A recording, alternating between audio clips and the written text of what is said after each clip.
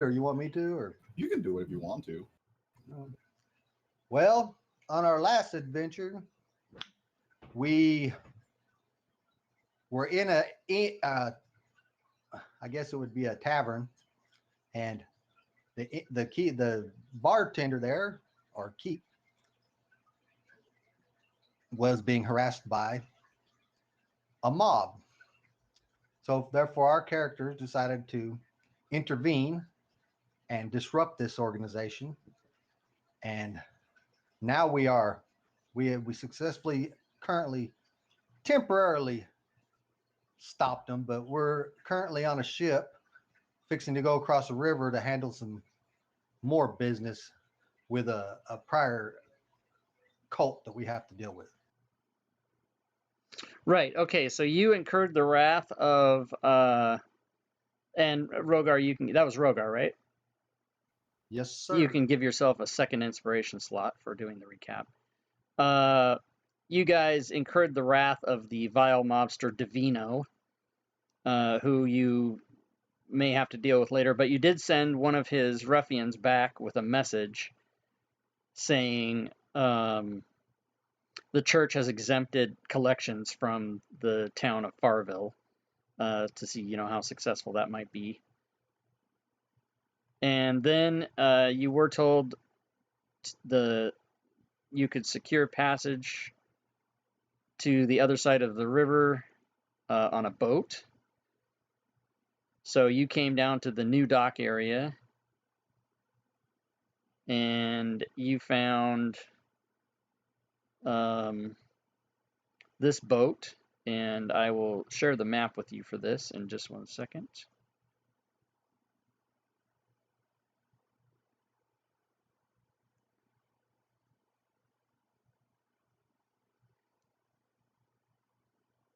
And you found this boat with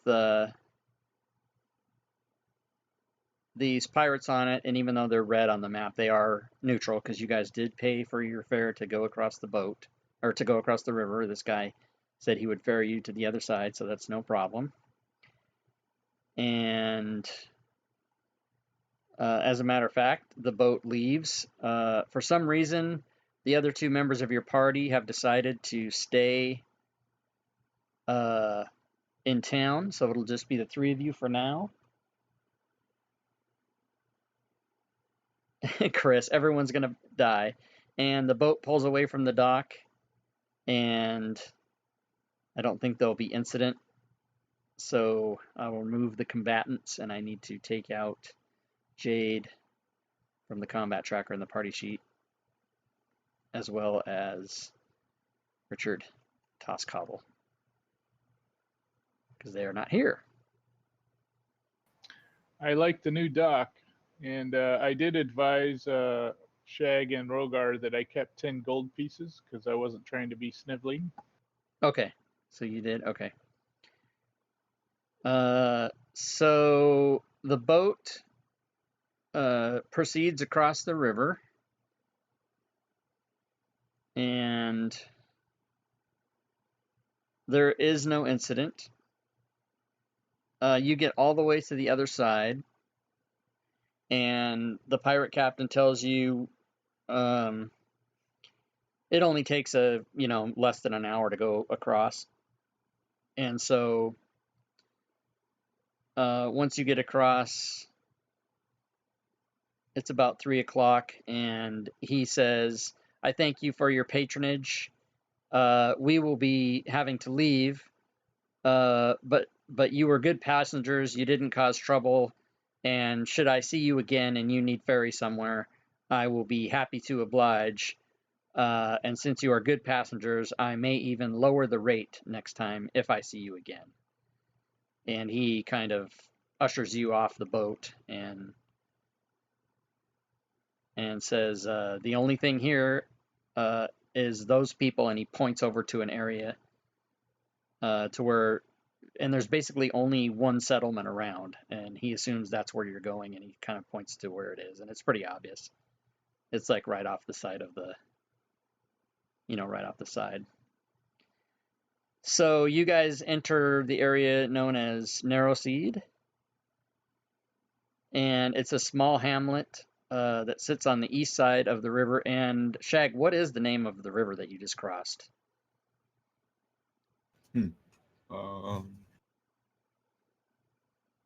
River Turneroff. Say it again.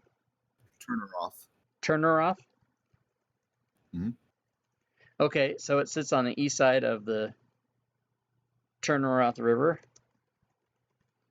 And it's a small population, consists only of the members of the cult of the Bat Eaters. Their numbers are secret. Most people steer clear, and it is said that when left alone, they leave alone. The cult is made up of all types of races of people. And as the saying goes, don't poke the bat, don't be the bat. That's the saying. You guys remember that some of you may have been in the first, I have to figure out how I'm going to do this. Like, information passes from group to group because players go and come and go. But there was a guy that the party met on the first adventure called Donner Alden, who told of a member of the cult that escaped and took a rat idol. His name is Chick, and he is in fact a member of this cult, and he did steal the rat idol. And these cult members are known to be wary of outsiders, and they pretty much, you guys would already know just from rumor gathering or talking to people or hearing things, that they don't like outsiders. And as you guys approach from the boat, you're walking up the way there. The cult grounds are surrounded by high fence, perhaps 20 feet tall, with towers and a gate. And as you guys come there, a couple of people up on the wall see you, and they're kind of like, who goes there? And what do you guys do?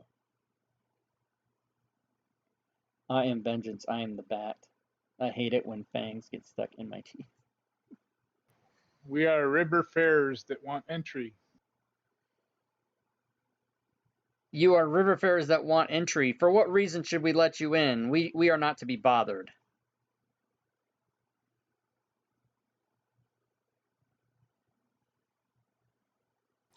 We are friends with Chichichikak. Oh, by the way, I changed for ease sake. I changed his name to Chick, just CHIK. But as soon as you say that name, he says he stops doing, if I were in your general direction, he stops doing that and says, "Hold on," and they don't throw a cow at you. He says, "I'll be right back," and he disappears from out of the top of the gate. And in just a couple seconds, or a minute or two, an elf comes. Okay, you're still invisible.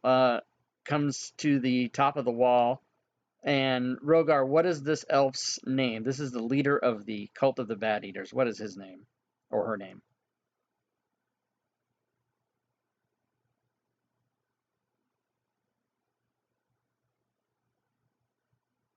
Push to talk if you're not doing that, Rogar. Let's say Porthios. Porthios, okay. So this elf cult leader, and he's very obviously the leader by the way he's adorned. You can tell he's the leader. He comes to the top of the wall and he says, "I am Porthios. I am the leader of the cult of the Bat Eaters. And you mentioned Chick. What story do you have of Chick?" We are friends with one of his compadres, Mr. Donner Allen.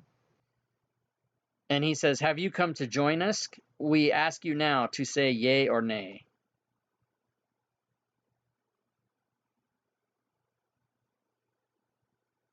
Like your cult? Yes, would you like to join our cult? No, I'm not big with cults. Yeah, I think we'll join you for an ale. We do not allow outsiders in, but we will discuss with you the criminal Chick.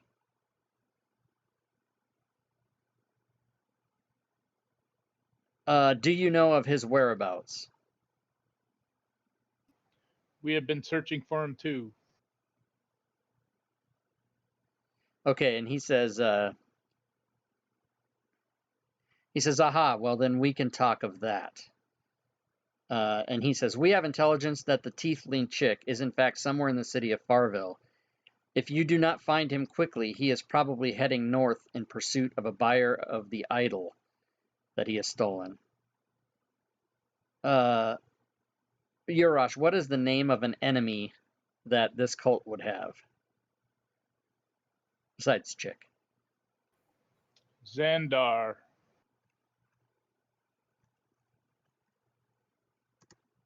So he says, our enemy Xandar wants that idol for his own self. Spiteful. He is a mighty and powerful, and I fear that that should he recover the idol, we will never get it back. Chick needs help to find the enemy in the way of a seeker. If you hurry, you can probably stop Chick before he makes his way out of Farville to the north. As it takes a long while to find and deal with a seeker. Chick fled this morning, so you would still have time. Spelled wrong still with one L. You would still have time. We sent a member of our cult by the name of Donner Alden after him, but we are uncertain of Donner's ability to track down Chick. If you bring Chick back alive and unharmed, we will be most grateful, and we will offer you the sum of 400 gold. If Chick has the rat idol, very important to my people, our gratitude will increase another 400 gold. If you require it, I can have you ferried back across the river. Will you help us?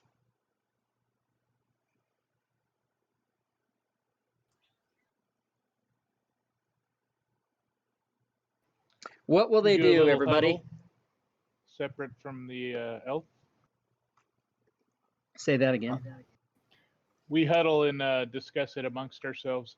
What do you think, Rogar and Shag? Well, I guess. Yes, this Molly with everything that we've Screech been Nose trying to Whistle. accomplish. That's a name. Let's do it. We are prepared to move forward and take on this adventure.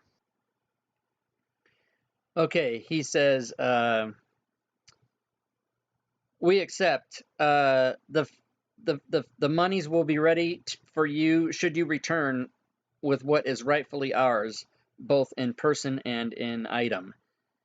And he says, if you go to the docks, there is a boat, and there is a gentleman there by the name of Molly Screech Nose Whistle, who will ferry you back across the river without incident. All you have to do is tell him that I, what's his name again? Xandar. Yeah, thank you. I, Xandar, sent you there, and he will ferry you back across the river to Farville. I'm sure if you hurry, you might be able to find Chick before he makes way to the north. And oh, go ahead. Do you have any money we can take to supply ourselves for the journey? I can only offer you the reward based on your return. I have nothing to give you in advance. And he says, I wish you luck, and he walks away from the wall. And these more of these cultists come to the sort of the edge of the wall and, lean on their spears, and you seem to think that there's more of them now than there were before you arrived, sort of looking over the wall and kind of on guard duty, that kind of a thing. I whisper to Shag and Ragar and say, these cowards, why don't they do this themselves? But must be us.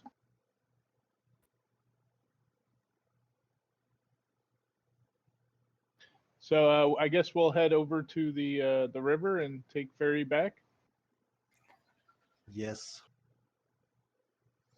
Okay, so you guys go back down over to the dock. You meet this guy, Molly Screech Nose Whistle, and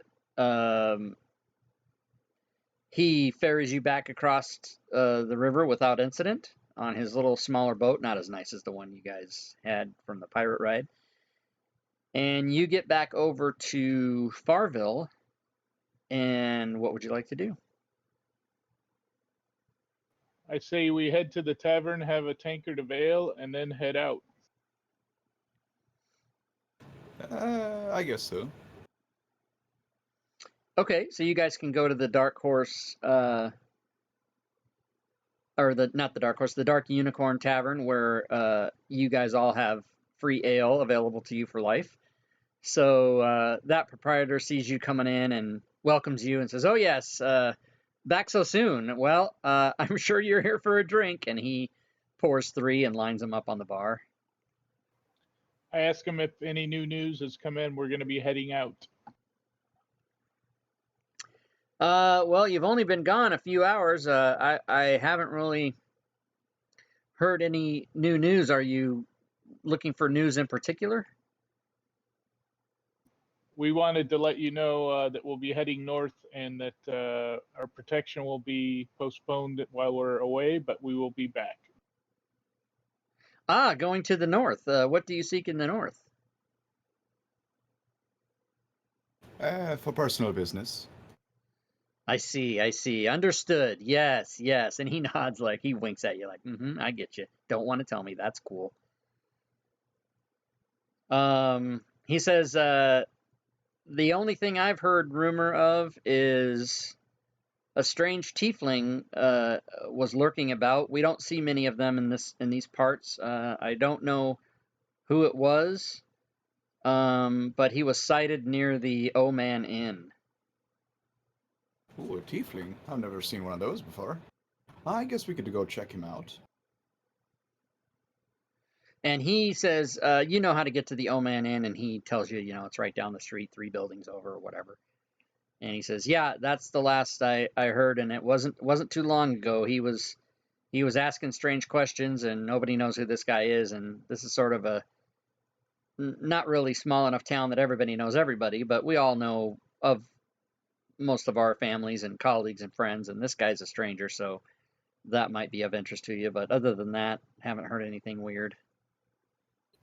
I whisper to Shag and Rogar that could be Donner. Well, I guess so.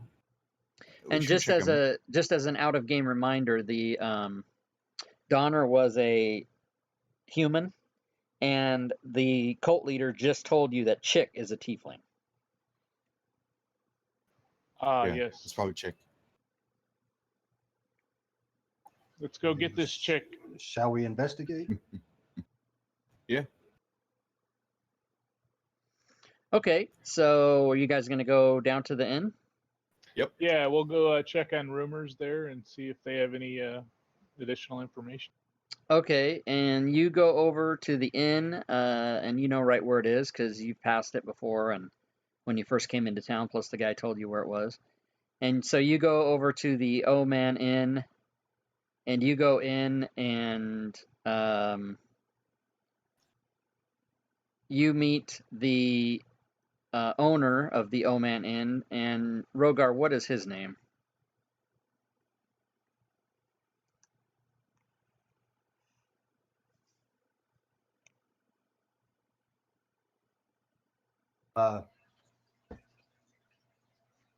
If you guys, just so you guys know, when I come to you for names or stuff like that, it's just in an effort to make you more involved and to have you help me create the story. I don't want you guys to panic and think you have to come up with like the best name you've ever. If you want to name the guy Steve, that's fine. It doesn't really matter to me. I just want you guys to be more involved, is why I'm doing that. So don't feel any pressure.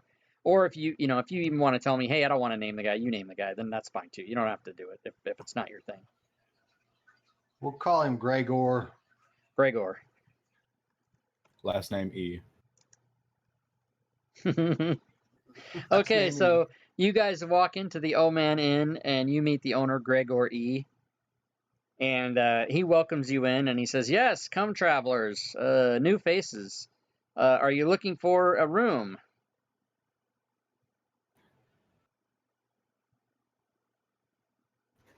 No, we're looking for a person, actually. Oh, it's a person you seek. Well, who might this person be? He's Go ahead, Shag. Oh, no, you go or never know your name. Anyway is good. Pronunciation wise. We're looking for a tiefling man who may have come through here. Oh, a tiefling man, you say. Yes. I do have a boarder currently that is a tiefling man. And I believe, if I'm not mistaken, he is up in his room.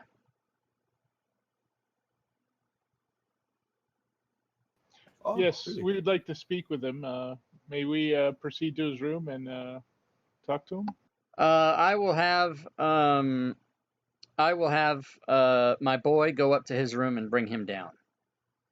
Oh, actually, we're friends of his, and we want to keep it a surprise. So we'll just go up there. Can you tell us the room, name, number? Oh, you want to surprise him? Well, that sounds wonderful. Okay. Well, yes, he's in room 2.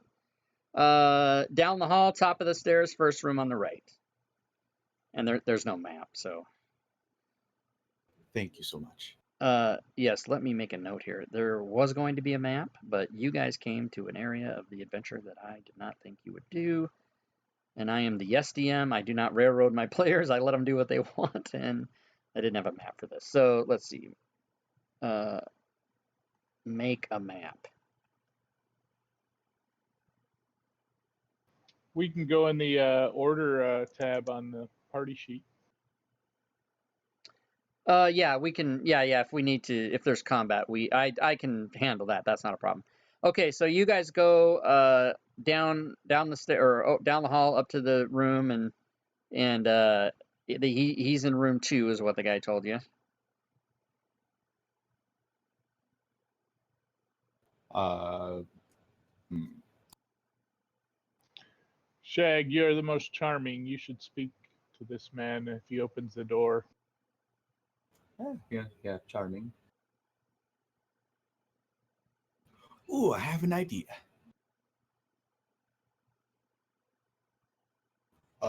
I knock on the door with my staff behind my back and with charm person spell ready for when he answers the door. Okay, so you knock on the door, and you remember that chick is a tiefling, but when you knock on the door, this person answers and just looks at you and tilts its head and says, "May I help you?" And that is not a tiefling. Hello. Is Chick here? I love it. Very obvious.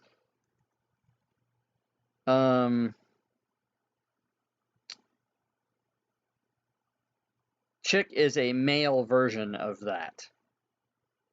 So although similar, that first thing was not what that was. Who wants to know is what this guy says. Oh, I'm gonna try to use some deception. No, actually. And again, guys, remember to use your character name in third person.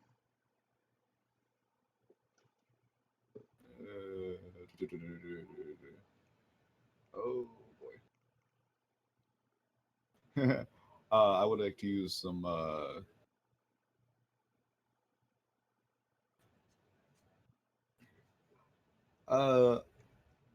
Even though I have. All right. Shag would like to cast charm person on him and say, "Oh, we're friends of his." No, actually, no, I don't say that. I say, "Oh, we're proprietors or buyers of his." So you say you're buyers of his? Our word for it. So like businessmen or associates. Yes, associates. And I cast charm person. Okay, you cast charm person on this guy at the door, right? Mm-hmm.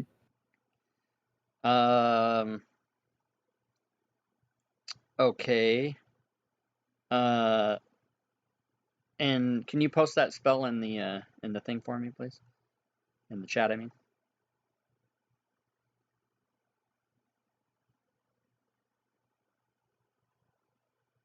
Okay. Why would you?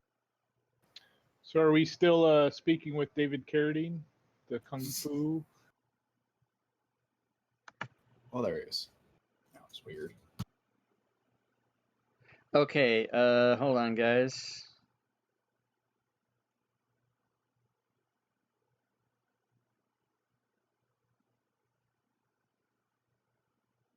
Oh, super weird.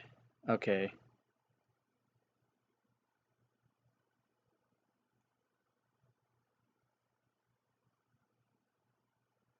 Oh, fuck. Okay, so hold on. I'm actually trying to make... I didn't have a map for this, because I honestly didn't think you guys would come do this first. I assumed that you would do something else. So give me a second here, guys. Let me fix this, and I'll be ready for you.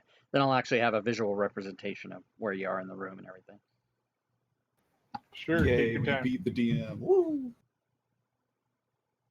You totally screwed me. It's awesome. We won. We won. We mission successful. We screwed over the DM.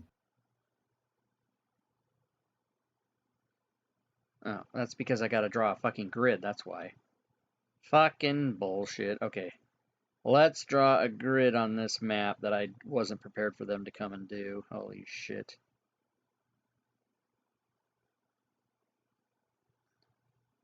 Oh my god, it worked like almost perfectly. Okay, cool. So that guy's there. This guy's there. Who's the person that was at the door? Or That the- would be Shag. Shag, okay.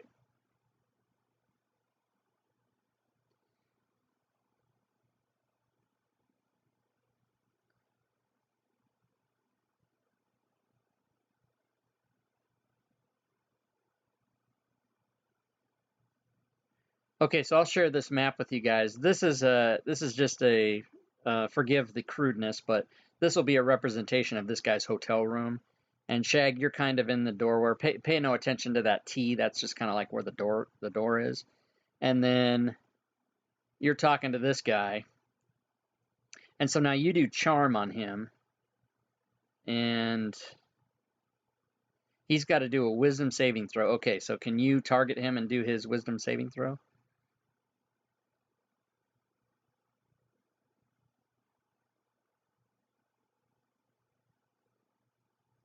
Shag, you're still invisible. Yeah, it says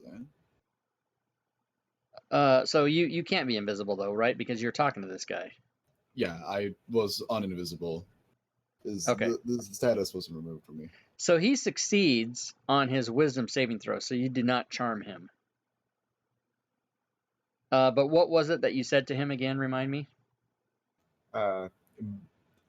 Business associates. Oh, right, business associates. So Pulling out the big words. So he's like, this map isn't big enough, so I'm gonna have to kind of fudge this a little bit. But let's say it was like that, and when you say business associates, he kind of goes, we don't want to be bothered, and he shuts the door.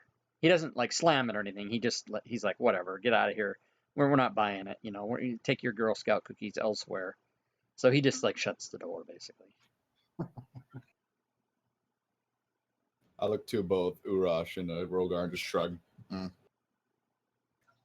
not who we were looking for, so maybe And we should look other everybody places. can roll a perception check in the tower, please.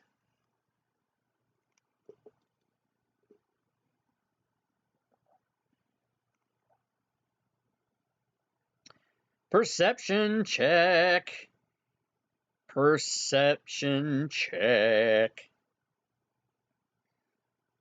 Perception sucks. Somebody, come on, the other guy, get a good one. Okay, so Rogue, we got another wisdom save there for some reason. Oops, sorry. So Rogar, the other two of you don't notice, but while Shag was talking to this guy, Rogar, you spotted in the back of the room another person in there. You couldn't quite make out. It was so quick, the conversation at the door, and you would have had to like lean in and make yourself obvious. But you, out of the corner of your eye, you did spot another being in the room. So besides the guy that answered the door, there is someone else in the room. And then when he shuts the door, you can you know that you saw that. Well, I tell So- my compatriots that there's someone else in this room. We're on the second floor. Is that correct? This is Urash. Yeah. You are.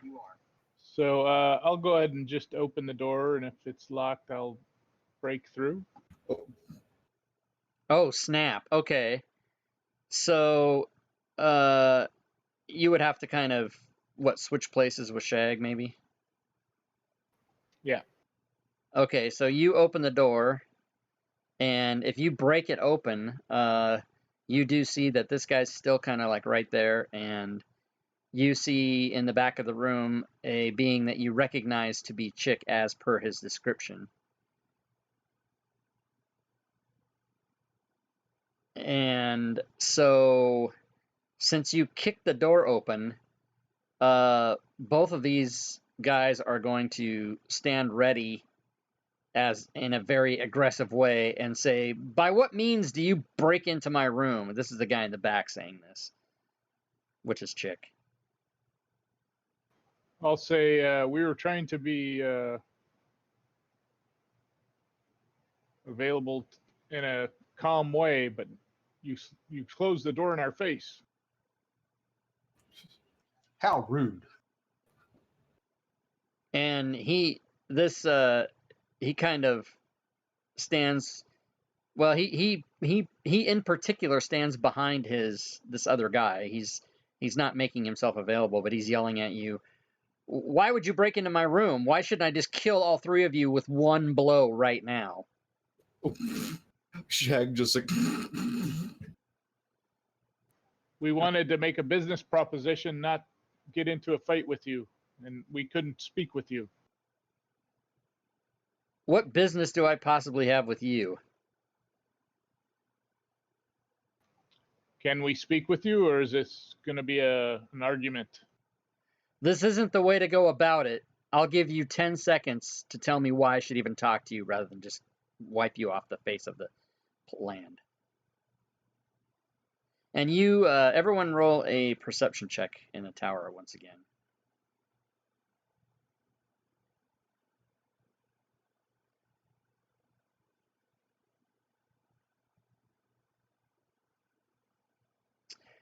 Okay, so only Shag would think this. The other two of you might not, but Shag firmly believes that his threats are very real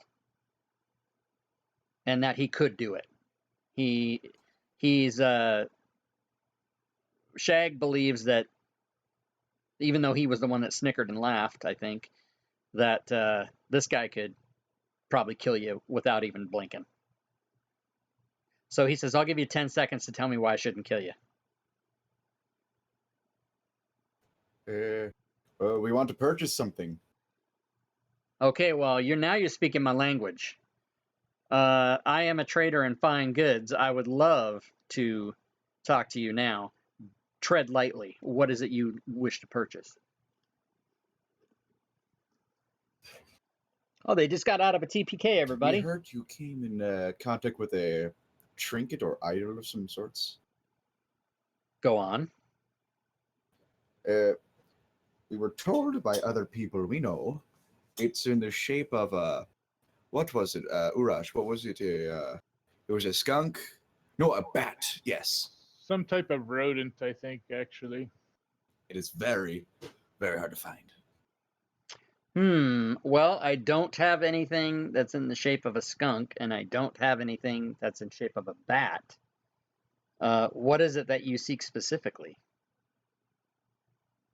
What was the word he used? Our one friend. It was a idol. An idol, yes. An idol of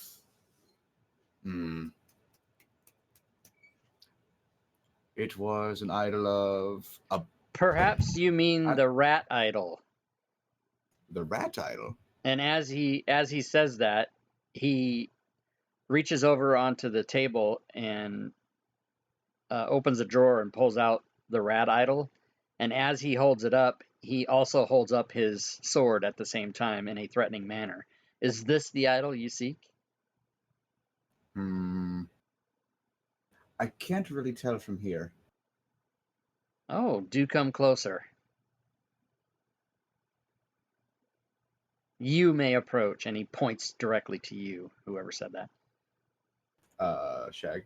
Yeah, so you can. He says you may approach, and this bodyguard type guy sort of stands aside. I step in, and so what do I see? What does the idol look like?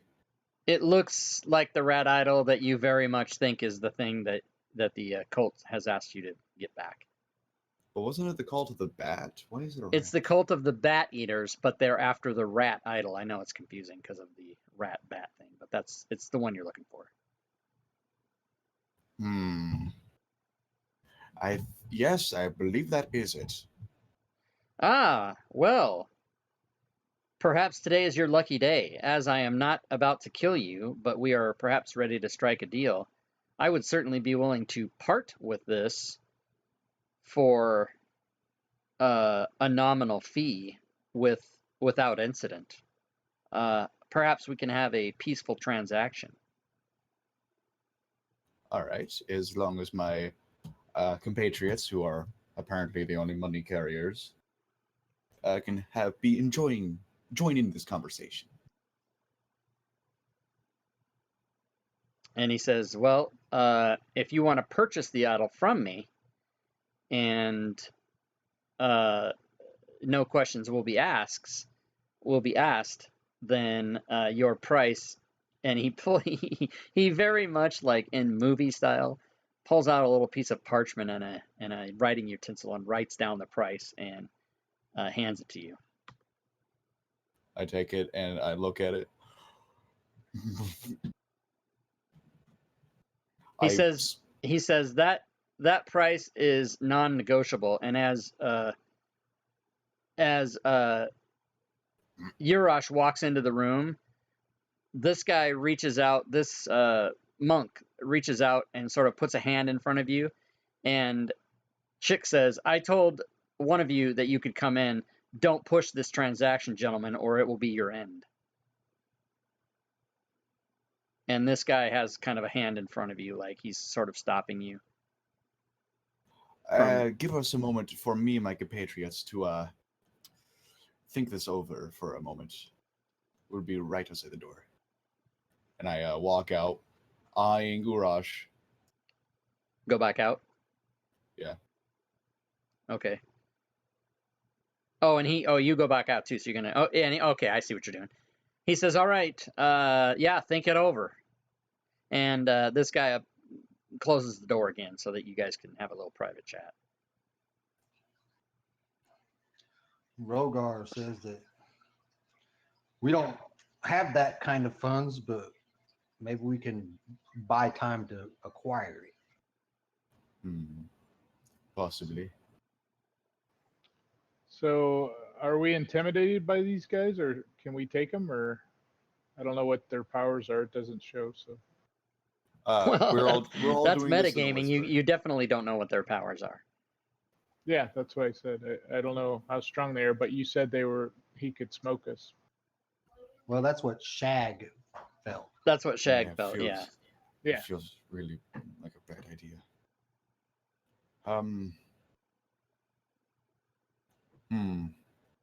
Well, I say in a hushed tone so no one in the room is like overhearing us. What was our deal to do? Was it to acquire the idol or kill him, or was it just to find where he is and then tell the people that are hiring us? We were to acquire the idol and bring him back alive. The exact words were, if you bring him back unharmed, you would get 400 gold. If you brought back the idol, you would get 400 gold. So that's 800. He's asking 500. So. Or we need to bring him with us so we can't just buy the idol itself. Yeah, so we'll be at 100 gold deficit if we just bring the idol and pay 500 for it.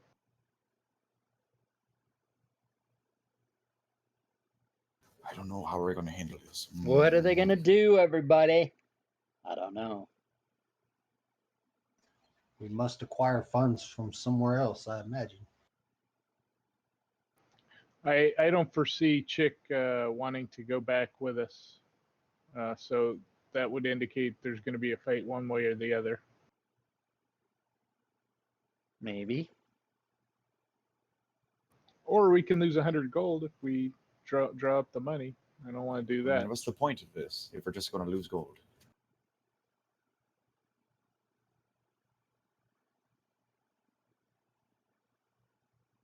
Hmm. Maybe we should ask him how long how long do we have to get it, and then go see if we can acquire the funds somewhere else. Yeah, we might be able to bring the bad eaters down on this room if we can stall them and say, hey, we're going to go get our money from the bank and bring a bunch of those people that were on the wall over and surround them and take them. We're saying this all in hushed tones, right? Yeah.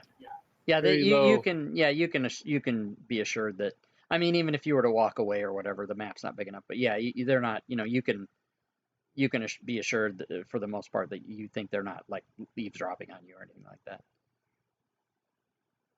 So the GM said that it was about an hour to get to across the river.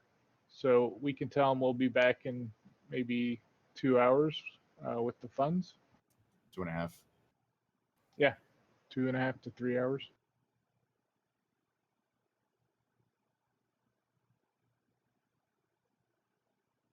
Possibly. So that way we got him the rat idol and we got him Chick. All right, then. I'm okay with this plan. Then let's do it. We knock on the door again. Okay, so you knock on the door and this guy opens it. All right, we agree to the gold. Except we need to go grab the gold, because, carrying this amount of gold with us where we go is quite the bad investment. It could get stolen, lost, especially with all the bad stuff going around with thieves and such. So, we would like to go and acquire our gold from other associates and be back here.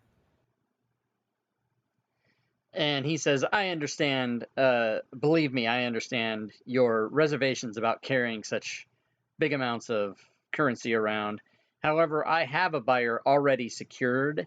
All I need do is travel to the north and sell this idol to the buyer, and I will get this price. I would rather sell it to you so that I don't have to make the travels, but should you not be able to pay me now, then I might as well just take off and go get this other buyer to give me the money, because I've already got that in place.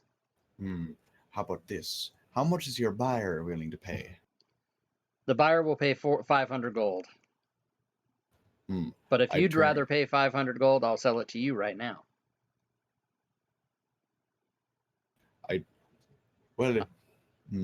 I'm only interested in the money. I'm not interested in the story. I don't care about the idol. I just know it's worth 500. How about if you're willing to wait for a few hours, I'll pay 600. Ooh, go ahead and roll a standby.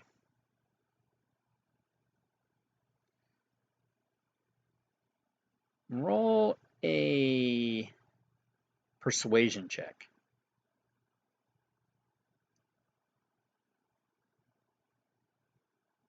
Before I do this, is it possible for me to cast something on me before I... What would that be?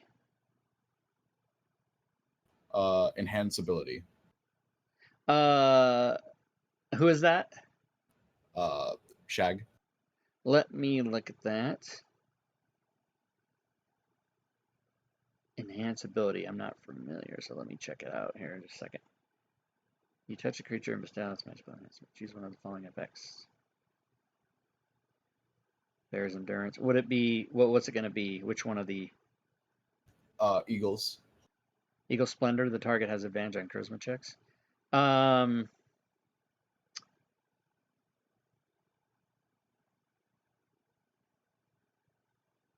Yes, you can. All right, I do that on me, so I would have advantage on this check. Yes, absolutely.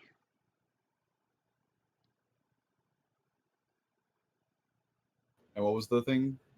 It Persuasion? was persuasion, yeah. Uh-huh.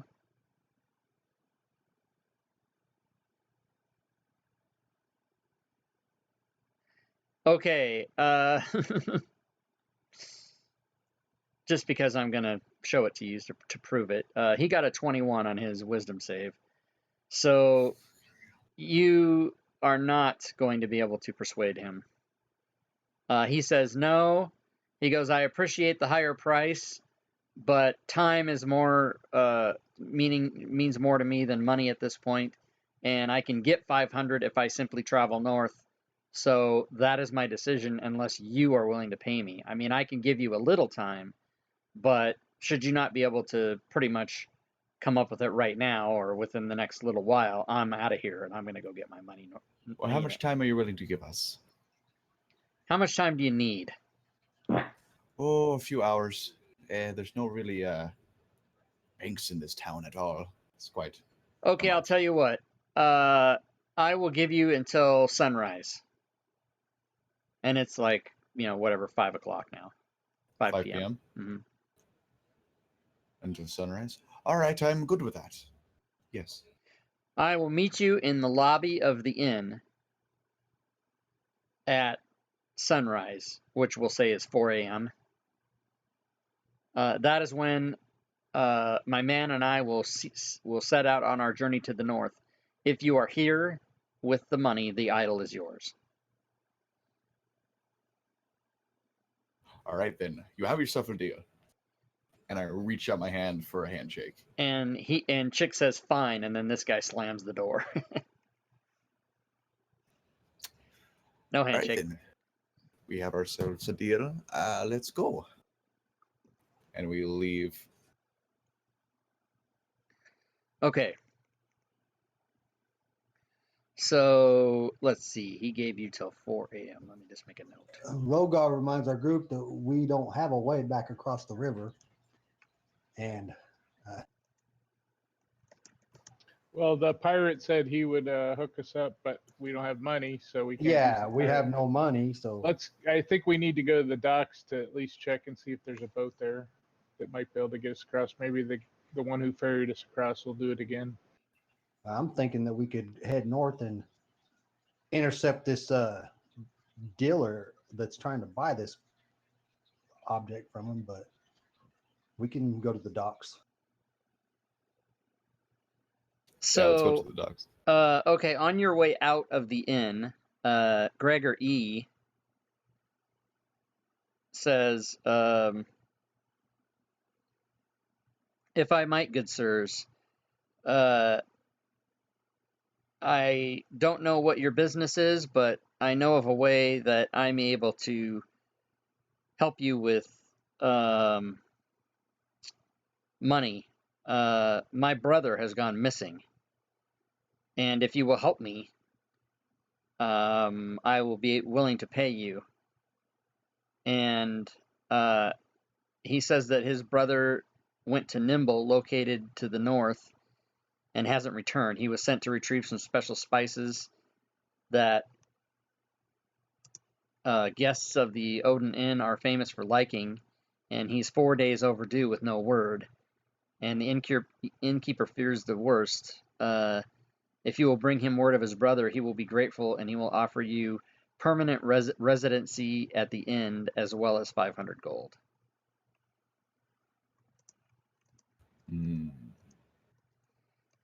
So, couple things. I left a part out because I need. What is the Urash? What is the brother's name?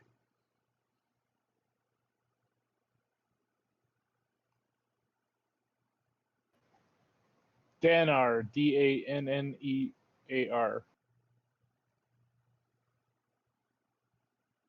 Okay, so the brother's name is Dannar E, and he went to Nimble, but unfortunately, the part I left out is that's 3 days travel to the north. So it's not like you can just go right there and get it and come back with 500 gold. That's not going to be the answer to your current problem with Chick. However, it is something that he's offered you should you now or any time in the near future be interested in pursuing. Okay, good. Can we head to the docks to see if there's a boat available or if there's Yeah. anything? So you guys make your final agreement with Chick. You talk to the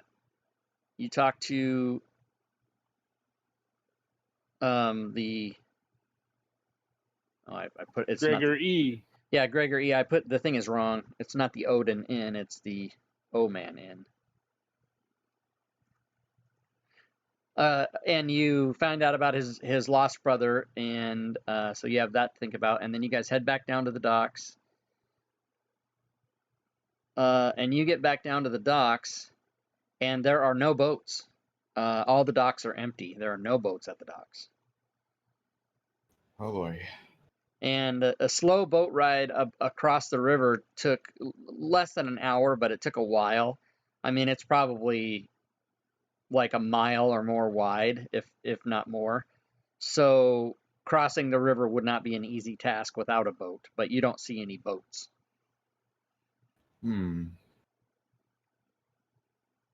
What are they going to do, everybody? Well, does anyone have an idea? I call this guided by fate.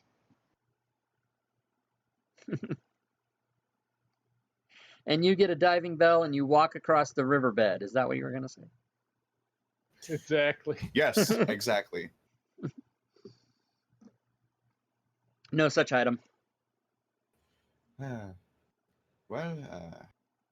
So if we go north to help Gregor E.'s brother, and then also get the rat statue when Chick heads north, we could make it quite a sum. That would be 800 plus 500.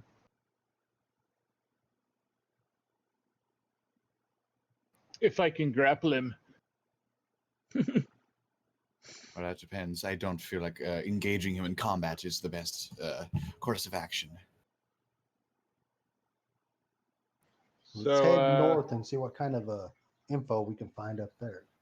I agree, yeah, because if this guy can take us out, we need to move on. Okay, so if you guys wanted to head north, there isn't a map, but the owner of the inn would have indicated to you where the city is that his brother was staying, and it's called Nimble. And he said it's 3 days travel to the north, and you could certainly take off on that journey if you'd like. That also happens to be where the mob boss it lives. He lives in that town as well. And there's a couple places here in town that you haven't visited yet. You don't necessarily have to do that, but just to let you know the options. There is a smithy here that you haven't visited, and a magic shop that you haven't visited. So given all that, what would you like to do?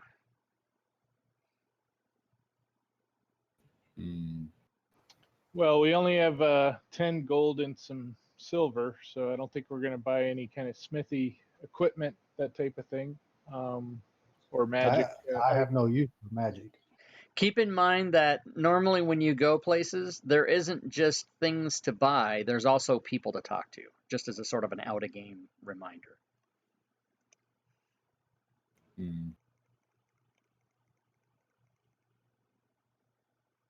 Yeah, we should check for rumors. We'll talk to Odin, or the proprietor of the smithy, and then swing by the magic shop to check in with them and see if they have any rumors.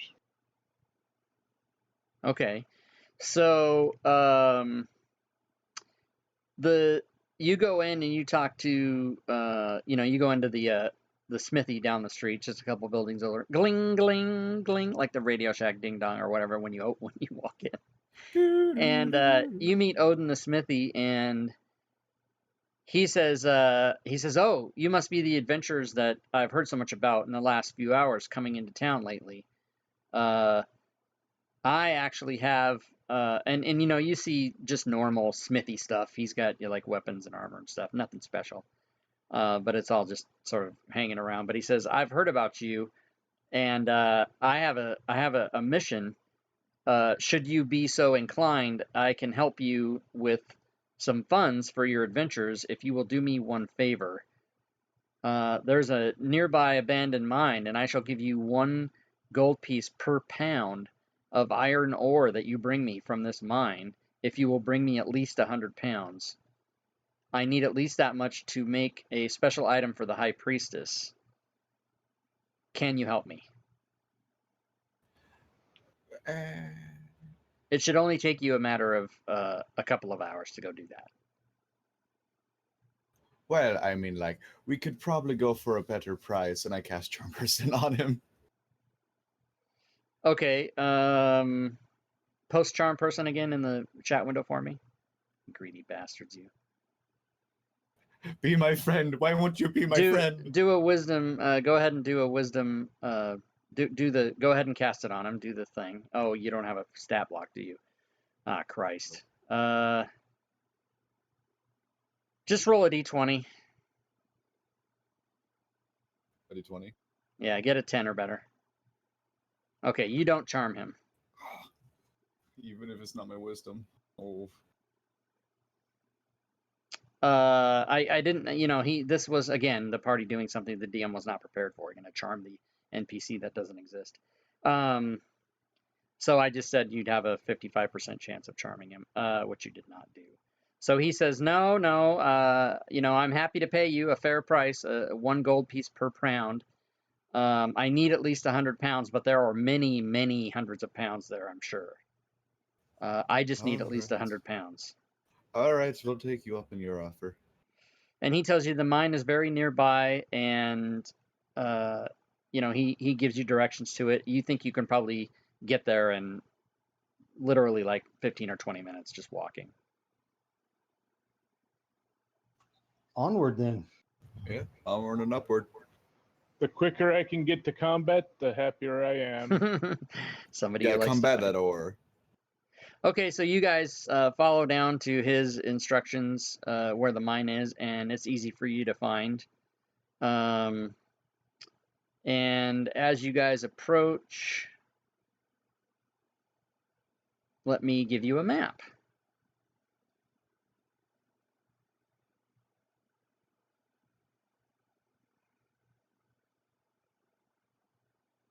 Stand by it.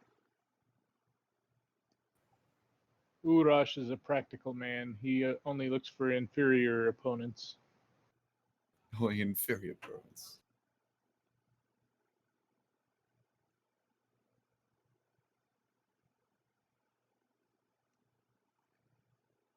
Oh, crap. Okay, so let me give you this map. So you guys approach the mine, and you see that there's a definite entrance to the mine. It's about 10 feet wide. And looking into it, it is pitch black, and there is no light in there. Oh, this should be so- easy. And I can do Druidcraft and create a light in front of me. Hold does? off on the light for a moment. I have dark vision. I can go take a peek and then relay what I see back to you. I stopped the Druidcraft. All right. Okay.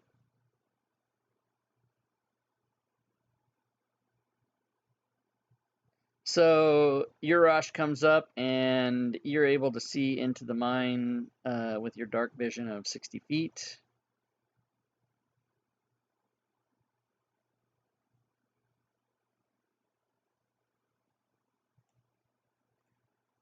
So you do.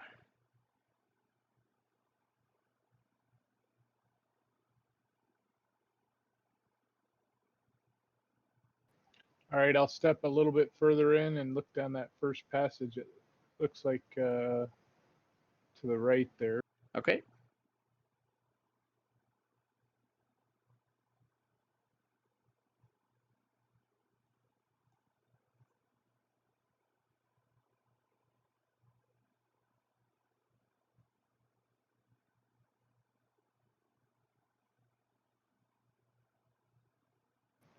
All right, I want to let them know without yelling and alerting anyone that let's come on in and let's check this first passage and see what's at the end. Could I make a light? It's hard to see in here. Yeah, so the two of you who aren't Urash are going to be completely blind without light. I So try what? to use my staff to like find a bit of the wall. Can I please turn on a light? Urash, whatever your name is. Yes, hold back though, so that it doesn't alert anyone. I'll step in and see what I can see, and then I'll relay that back to you. I'll just go a short All distance. right, with my staff, I do some druid craft, which is a cantrip, and I make a small light at the end of my staff, though not bright enough to go down the height, just so that I don't step on anything and try to follow Urash a little bit. Okay. Oh, it's a shame I can't get this token. That is so sad.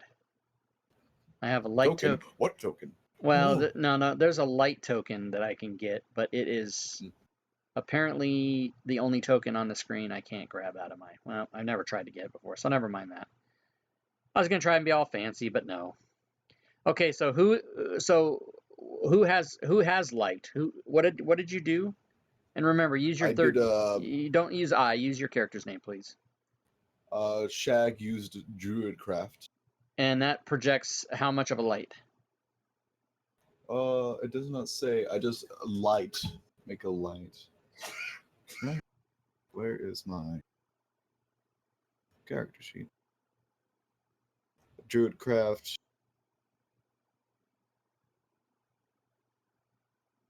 Oh, never mind. I have to make a torch. I can't just make a light. Do I have a Okay, so torch? you're gonna light up a torch. Rogar will light up a torch. Okay.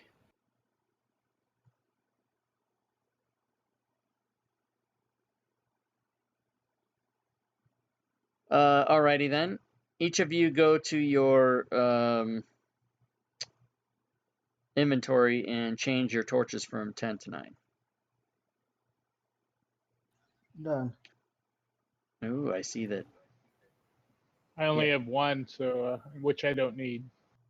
No, but yeah, you don't need. You're only they need. So okay. So now you guys can all pretty much see enough to see. If that makes sense. Yeah. So as Urash approaches what looks to be a kitchen,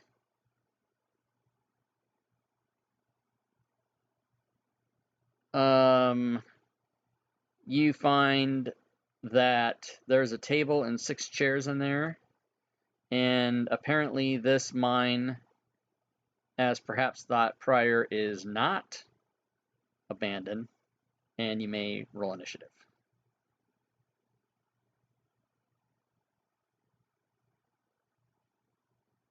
Hello, people in the mine. And as soon as Urash comes closer, these guards, who are kind of just in there cooking and whatever, not expecting to see anyone other than people they know, immediately freak out, and it's going to be go time.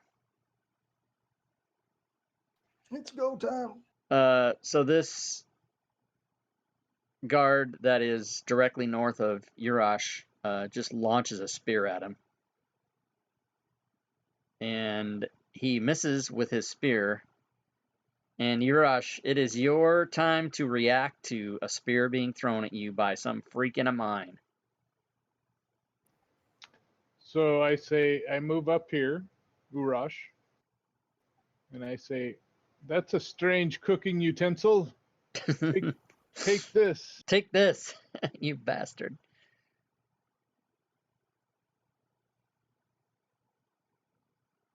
And Urash whips out his great axe and swings at it, and he decides he's It's going to air. do the same thing and miss the... It's just a miss fest now. Hey, by the way, do you guys like the clean gray display of the skin I have here? Or do you hate it? No, it's fine with me. What I Yeah, like it's about it very. is it's easy to read, and everything is like all clean and straight and nicely edged and everything. Yeah, less distractions. Yeah, it's not as pretty, but man, is it practical. Okay, Shag is up, and he is gonna move, and he's gonna go. Shag is gonna go his full 30 right up into the room, and do what?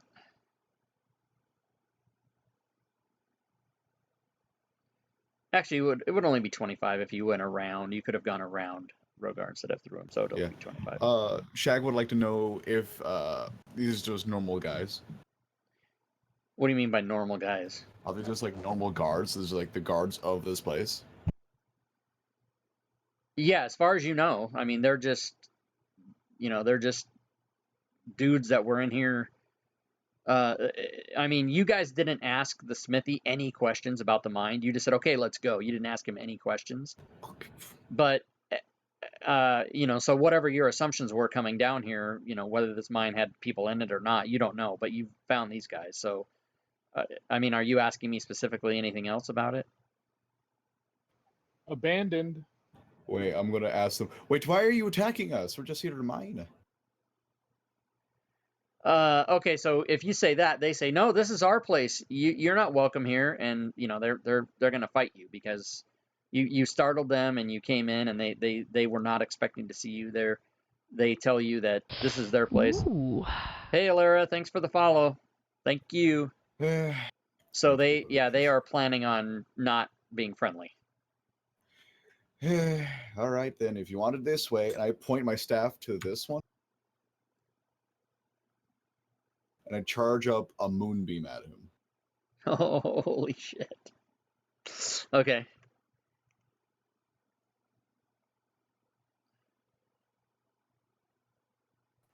Drop a little light on them, Shag.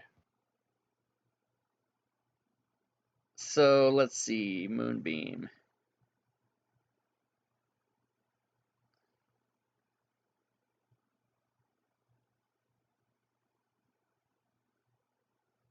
Okay, so it doesn't do anything when you cast it.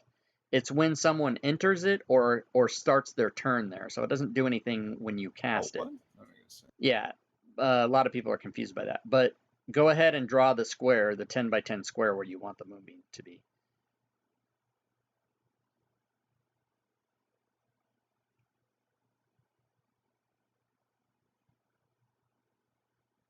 And by the way, as soon as you end your turn, it is going to do something to him because. So that's 20 by 20. So make it 10 by 10.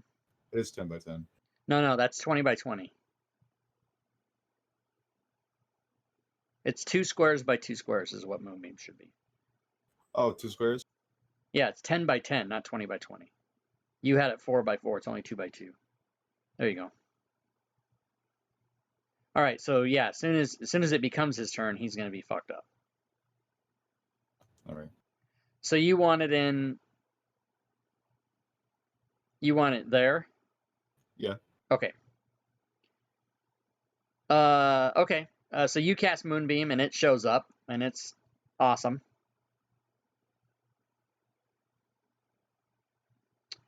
And anything else?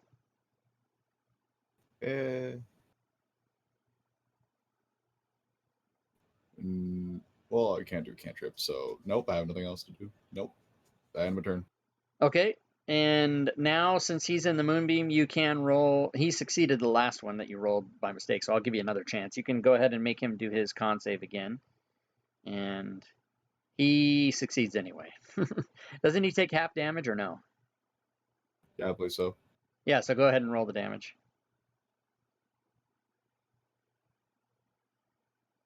Oh, no, wait, never mind. There we go.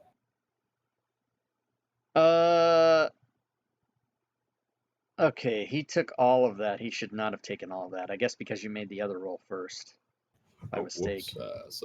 So I'll have to fix Just that. increase it by 5. Yeah, sorry. Okay, so let me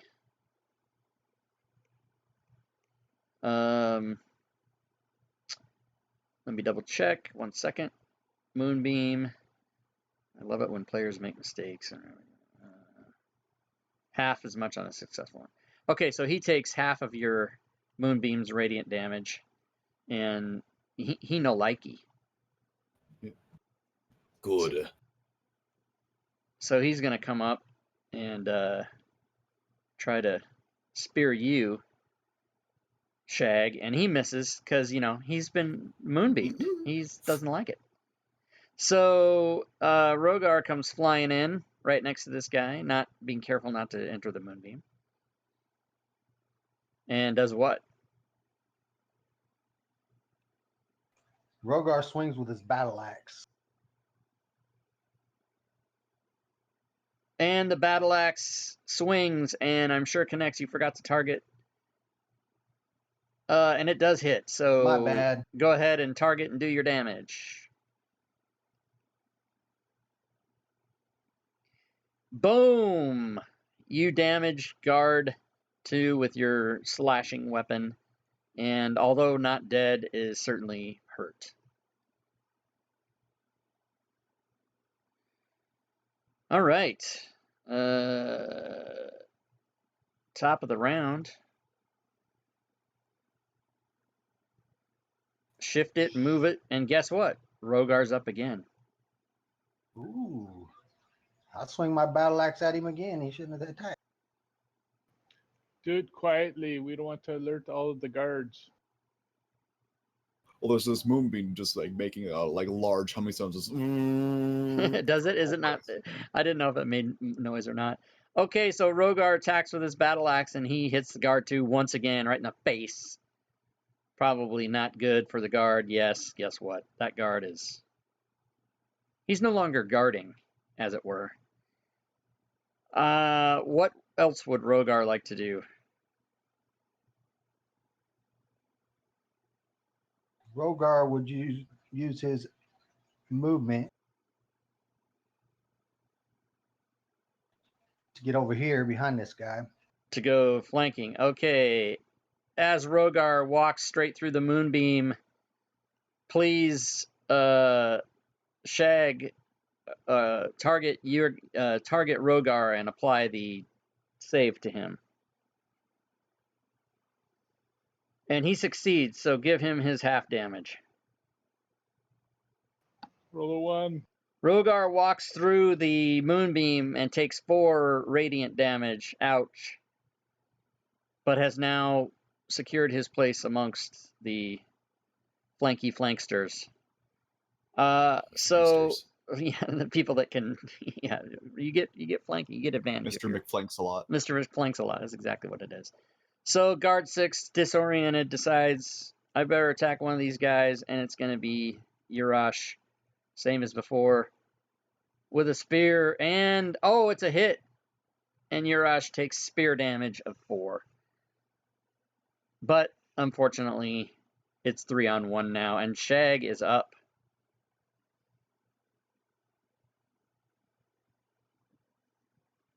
All right, well, I'm gonna target him.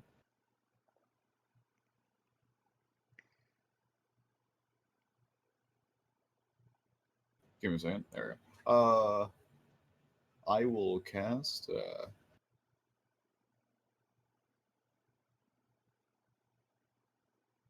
I'm gonna do a Thorn Whip on him. Okay.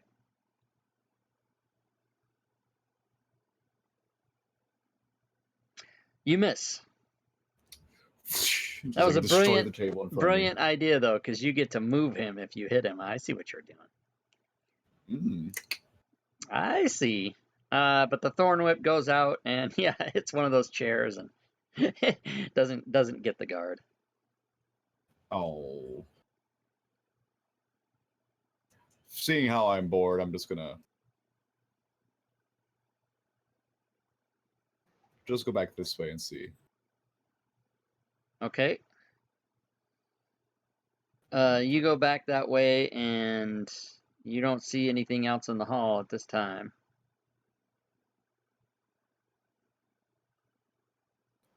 Okay, Bergman is coming to the fight. And This you guy, have hurt me. advantage, yeah, on this guard. All right, I'll click the advantage button and take a swing. Yes, yes, the advantage has made you hit with your great axe because of the kindness of Rogar. Ah, And you kill guard number 6. Boom. And you've now dispatched your first 2 people in this room and can now assume that this mine is in fact not deserted. we killed And the guards. you will be getting experience for that. We must hide these bodies somewhere. Well, unless someone comes past us, they're not going to come back to this room. And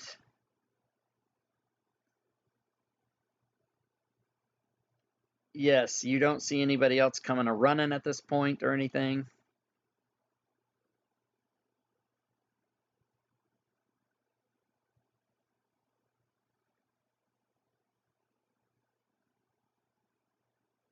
And the only thing that you thought you saw in that first room was some food on the table and some food on the stove. Oh, wait, we forgot to loot the guys. Yeah, they had, each of these guys had, hold on a second.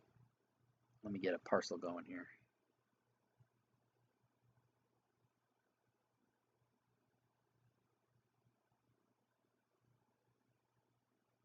Each of these guys had 4 gold on each of them. Not too much, but something. Something, something. We're 4 out of 500 of the way there. Right? So if I can ever figure out how to fucking... My friends, should we go on into the mine even though we know it's not abandoned? Yes. I guess. 9 I gold. don't know about these other guys. Maybe they're government? I don't know what you're... I don't know. I really don't. Well, one of them chucked a spear at me, so I'm not happy with whoever's in here. Thank God you didn't say he was a spear chucker, because we don't like to. We don't have that kind of conversation here. Let's do javelins then. Okay, so yeah, you can kind of see the hall bends. Oh, somebody's very brave. Okay, so as Urash continues down, you will now be able to see quite a bit of the hallway. 10, 20, 30. As a matter of fact, you can see to the end of it. Down on the western side where the hallway ends on the map, that opens into a chamber that you can see just beyond. It's not part of the map, but it opens into like a chamber. But as you come up here, I will give you the southern hallway.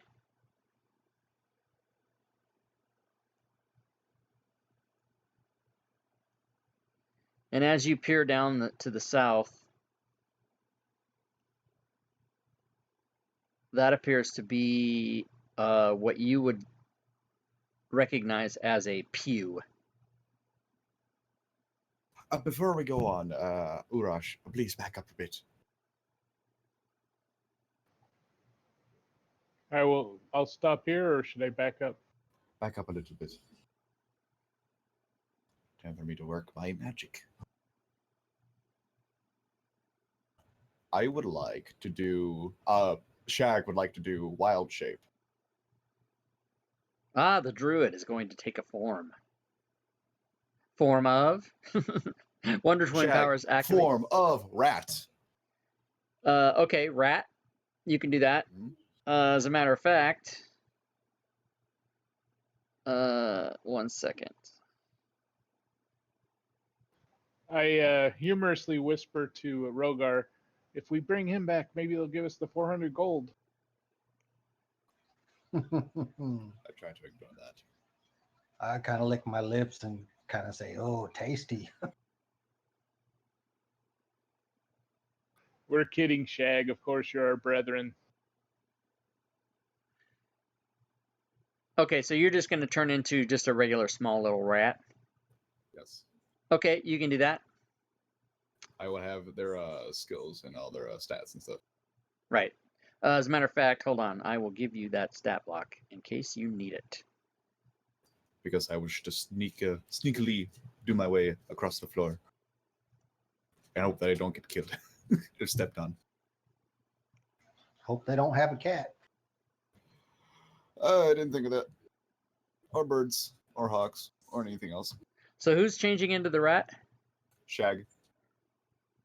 Okay, so I gave you the rat stat block, and what you want to do is grab the top left of that and drag it down and hotkey it. That way, when I close the stat block, you'll still be able to open it. So let me know when you've hotkeyed it. I've hotkeyed it. Okay, cool. So you can have the rat stat block, and you are now a rat. What's up? Make sure to mark off your wild shape if you haven't done it. You don't mark it off? Well, don't you have a... Hold on a second. Oh, you don't have a counter on your thing, do you? Okay, so let's fix that.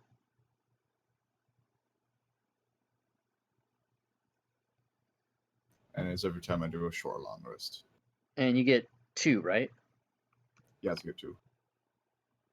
Okay, so I gave you a counter for 2 rests for wild shape, so just mark 1 off and you'll be good to go. 2 counters. On your actions tab. Yeah, it's on your actions tab where your powers are. Tab. Yeah, I where see. all I did was drag wild shape there and change it to 2 per rest. So if you click it, and then next time you click it, it'll take it away from you and it won't give it back to you till you rest. So it's kind of a counter thing for you. It's just an easy thing for you. Okay, so you're a rat. What do you do?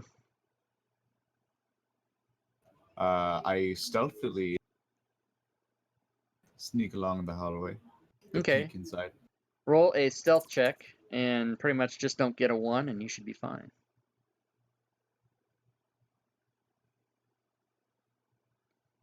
It would just be dexterity. Yeah, for rat it would be, if he doesn't have stealth, just roll dexterity, yeah. How do I roll it for him? Okay, so on the stat block, there should be a dexterity. It should say C or S. Just do a C. Yeah, there you go.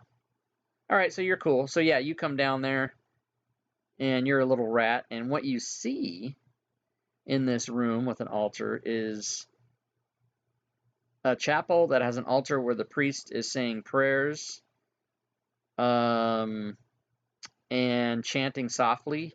And he normally would probably be aware of anybody that came into the room, you surmise, but he is not. He pays no attention to a rat. And it's just him in the room, nothing else. Just him, and he's Dominus Obis coming about. Backwards Latin. Oh, Yeah, backwards Latin. That's exactly what he's doing. I don't like old people, so I'm gonna just go back this way. How do you know he's old? Not old, goat people. I said goat people because I don't. Oh, like goat. I thought you said I don't like old people. I'm leaving. Yeah, dude. Yeah, geez, Rob. Ugh. No, but I thought your character was like, I don't like old people. This priest must be old. I'm out of here. I'm out of here. I can go over to 200, over 500 years old. You know what? This guy, he's just pushing my buttons. So I'm gonna leave and stealthily check the other hallways. Okay, so since you're a rat, you're gonna do some little recon-ish.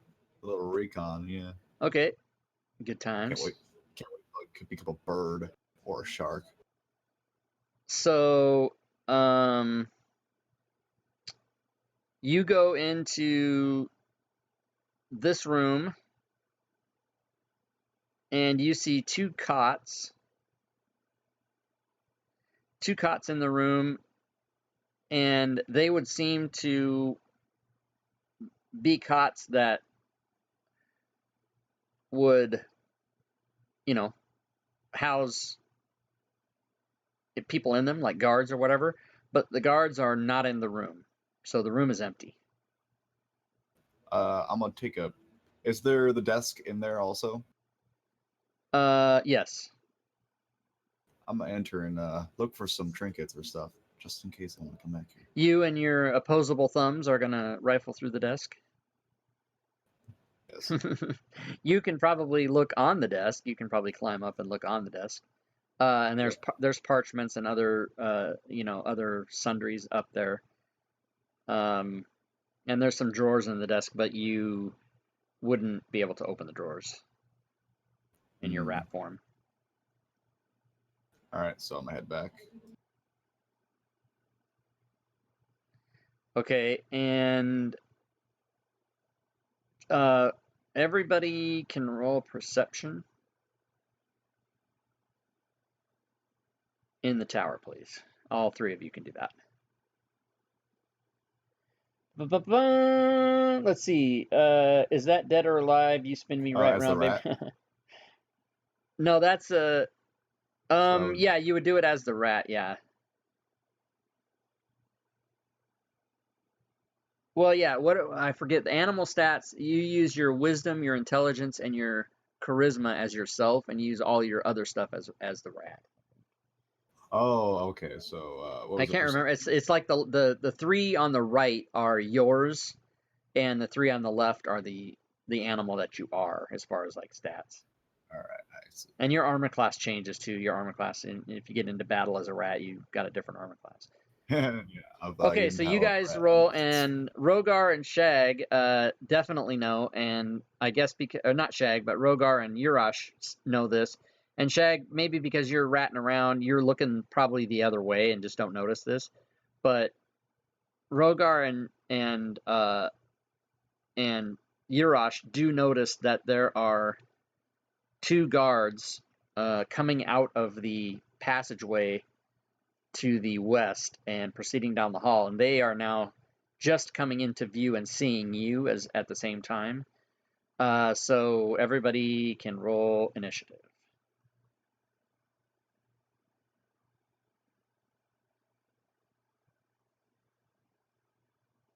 What they don't realize is that My I'm a rat. initiative rolls have been horrible. I know, right? But yes, they see two people and are probably not even either aware or care about a rat. So they do Wait, not. how is Urash first? And you're probably Shags. You're probably actually smaller because you're a little teeny rat. Yeah. Oh, Teeny Tiny Rat. Right. Okay, so the cool thing is you get to decide what you want to do, Shag, because you are first to act. And these two guards seem to be staring down and perturbed by your two compatriots, but not you. So what would you like to do? Well, I'm gonna stealthily move. Give me a second. I'm looking my my stuff that I have. Yeah, is your movement's probably more than normal, isn't it? Or is it not? My movement. Oh, it's only 20. Jeez. I got tiny legs. Can't move fast. You got little teeny legs. You about ready to throw down some karate action with those little legs.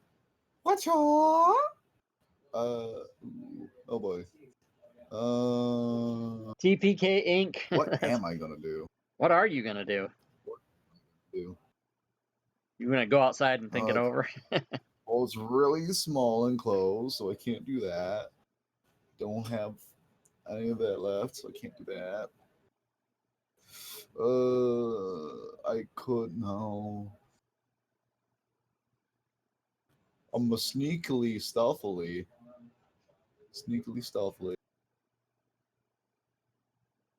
move over here. Okay. I'll become a shag again. Turn back into yourself. Okay, you can do that. Yeah. Isn't that a bonus action? Is it my action in general too? Yeah. Dropping a wild shape is. Let's see. You can revert to your normal by using a bonus action on your turn. Yes. So yeah, so you still have an action. If you'd like. I do, and then I will cast. How big is this? 20 foot. No.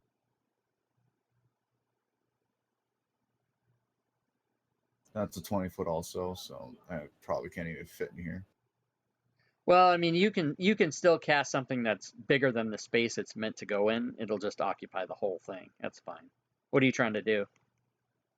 Either Fairy Fire or Entangle. Yeah, so you can. It'll just do wall to wall in the whole hallway. But you would have to step out to do that because you can't see them. I must step out. It's nice bit, just like around But- the corner. Well, yeah, there's that whole thing. Like I poke my head out around the corner, but that's kind of bullshit. But what you can do is step out, cast it, and then step back. I'll do that. I'll step out, and I'll can't. Let's do just the Urash, and everybody else has a good fun time. I'm gonna cast Entangle, Okay. which will be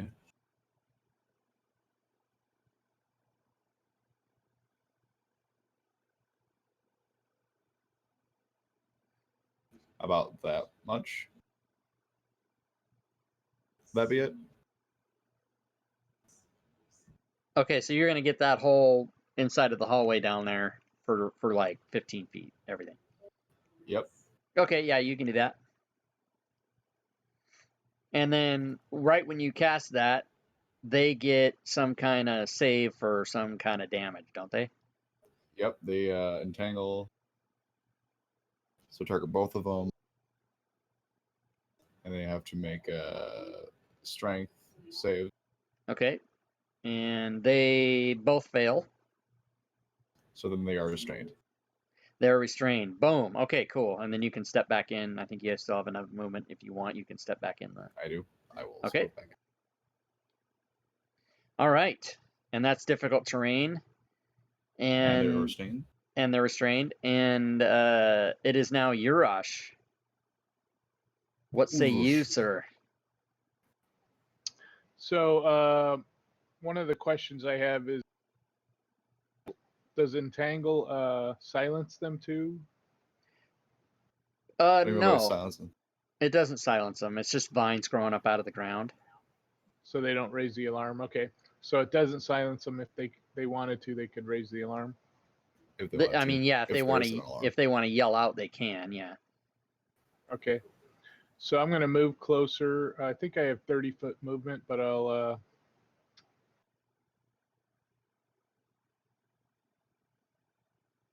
move to there.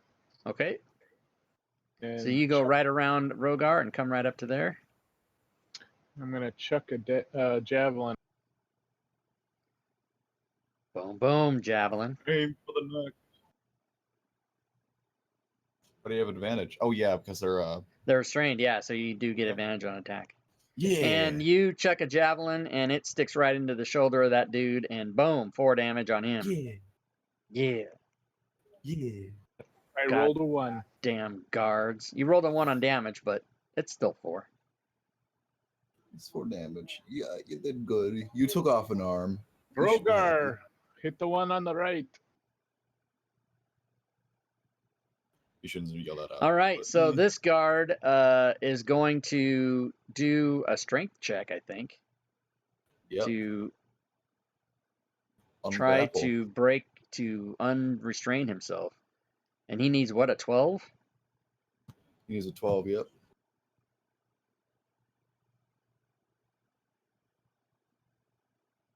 Motherfucker. Okay, so Mhm. he is not going to really do anything else. I don't really believe that's it. Rogar, what say you, sir? Rogar Dragonborn. Right, with his whole breath that he's going to fucking stomp on Oh somebody. yeah. Oh, yeah. Not the plants. I sag under the weight of thinking of the plants getting frozen. Rogar moves up as he and shoots his crossbow at him. Shoots his crossbow. And with his crossbow, he's going to get what? A hit. Yeah. Crossbow goes in. Oh Ooh. my god, and kills this guard. Boom. Stop. 1 down. And at least 1 more to go. Okay, so Another town. Bonus another action, show. I'm reloading my crossbow. okay. And you are up again. How do you keep doing that? We shuffle the initiative and you go again. What the fuck? I shoot my crossbow again at You can. And this time you hit again. And with your damage, you do not kill him, but you make him super upset. bonus action. I And reload. okay, and Shag, you still have your entangle in effect down there. This guy's pretty helpless. You come out, and what do? You move forward. Awesome. Yeah. You go all the way to According. there. And I go at him with my little short bow.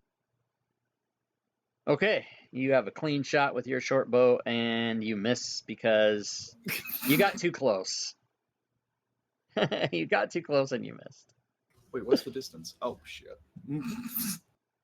Yeah, I turn around and I pat Urash in the back, softening him up for you. getting him ready. All right. And And I sink down under the weight of my failure. and Urash is in fact next. As Shag goes by, I say, "Watch for the priest. He may have power. Cover our backs, and I'll get this one." That depends if the priest even heard us. Difficult terrain. Okay, so he's going to move 10, 20, 30 right up to there. And he does. Right up next to this guard. Swings away with his mighty great axe and makes a solid connect. And That's more max like it. damage, bitches. It's over. Just he's a splatter on the side Cut of the his wall. head off. That You tee was him up, and I will hit him out of the park. that was unfortunate for them. Yay All right. yay team. So they got theirs. That's what happened. All right. What happens now? There is an entanglement of vines on the ground. Beyond to the left is an open chamber that you look to see looks completely empty, except for that you can kind of see there's boxes of mine ore in there. All right. So here's the plan. Let's just take it and leave. No more fighting. Oh,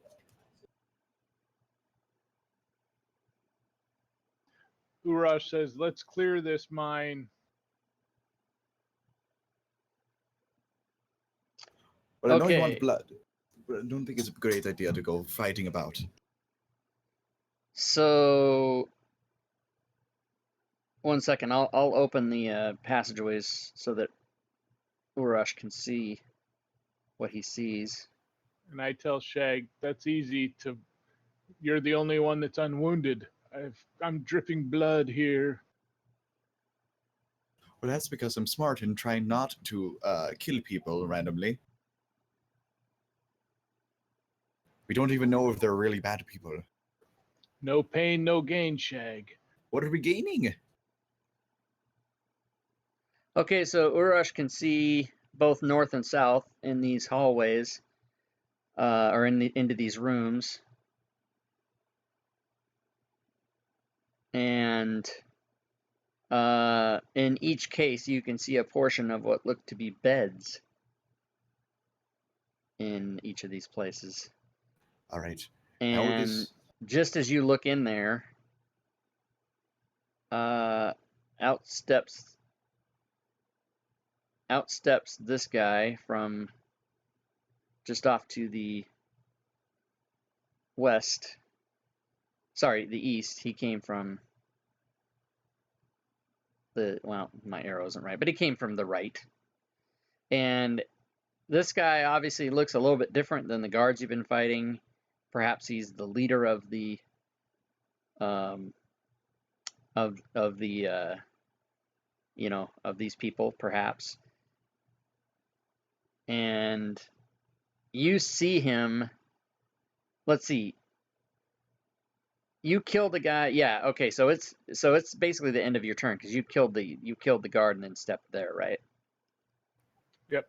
Okay. So you do see him. I will give you. You will have basically 5 more feet of movement if you want it before you end your turn. Because you would have had to move 25 out of difficult terrain to get where you are. And your So, movement's 30, so. I can't attack, is that correct? You can't attack because you already killed the guard. And so you can move 5 feet, you can do a bonus action if you have one, or end your turn. All right, I'll move back so Rogar can go through with unimpeded. Okay?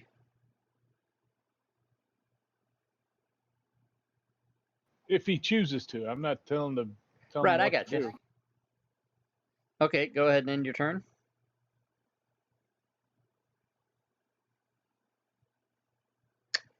And this bandit captain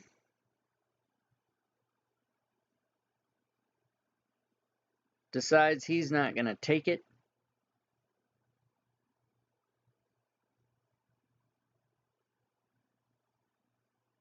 And he is going to rush right up and the captain makes 3 melee attacks, 2 with his scimitar and 1 with his dagger. Jesus Christ. Okay, fast. he's going to attack Urash 3 times. He misses with his first scimitar swing. He swings it back and he misses again. And with his dagger, he sticks it out. And what happens? He misses. You guys think this guy's a punk ass bitch. Wow, what the punk ass bitch. But little did you know, this guy shows up behind you and comes down and has advantage now. Yikes. And this is a unarmored black earth guard. But he has multi-attack as well with his Morning Star. Ooh. Don't hit me or I'll go rage on you. He swings, I'm assuming it's just 2 times. Yeah. He swings once with his Morning Star, and an 18 hits Urash and does, ouch, 9 damage. He swings again. Yikes. He hit. He did not crit, and he did 7 more. That's a lot. Boo. Well, I hope you feel happy. I don't Initiative like him. gets shifted, and Urash is first.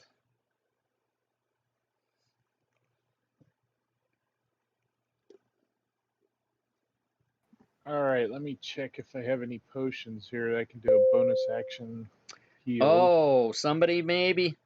I heard a ding. Somebody in chat has just healed Urash. Oh, Nice. Eraser Thank Text you. has just healed Urash with a 2d4 plus 2, I believe. Hold on. Roll big, GM. Yep. Urash, you may roll. You may click the modifier of plus 2 on the bottom and roll 2d4.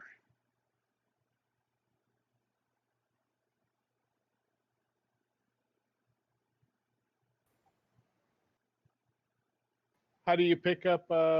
You left click and hold the d4, and then right click it once, and it'll add it so that you'll have 2, and then just throw them in the window. There we go. Oh, nice. 8 points. All right. Black Earth needs to go back into the ground. Nice job, Eraser.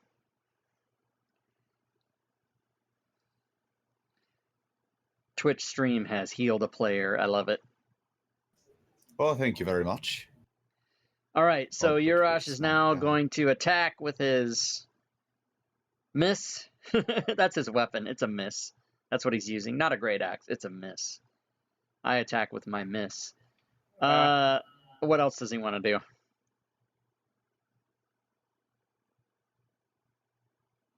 If you move there, you will take an op shot. Are you certain that that's what you like?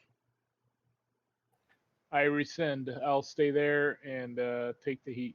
Okay. Keep in mind, players that don't know or that forget, you can take the dodge action, which basically gives any attacker disadvantage. However, that is your action. You can't do that and attack. So it's the only thing you can. But if you're completely surrounded by guys, you know, some players do that. Just as a reminder. Okay, so Rogar, you are in action. Rogar steps up and swings his axe. Rogar Dragonborn. Right? I'm gonna keep doing that. I don't. Rogar swings his axe, and he swings it at Bandit Captain and misses. Oh no! Oh Change no. Rogar, change your dye color. What about that inspiration? Can I use that before or after? You can absolutely use inspiration, but you must call inspiration prior to the roll. Okay, no problem. Then I'll just pass my turn then. Okay, and yeah, as a reminder, you guys all have inspiration. All right, Bandit Captain. He's like, what the fuck, people? He's going to choose his target. He has chosen Urash. He will do Scimitar. I thought I targeted him. What happened? He hit that time. You got to get out of that advantage, Rush. He will target Urash a second time. He will miss. He will target with the dagger. He will hit and do piercing damage of 7. Urash is now critical. Oh no. But it is the end of the Bandit Captain. And they do not go back to back this round. It is Shag's turn. Run away. Don't say it.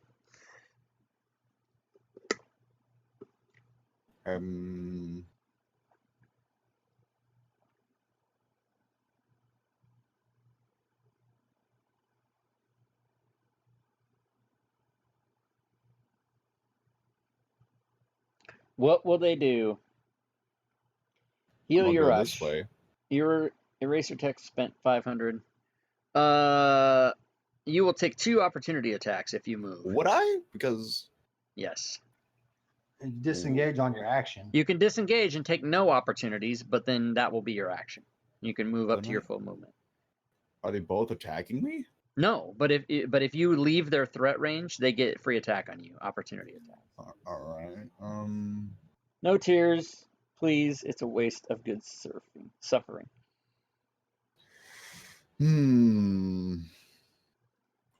Swing, better swing.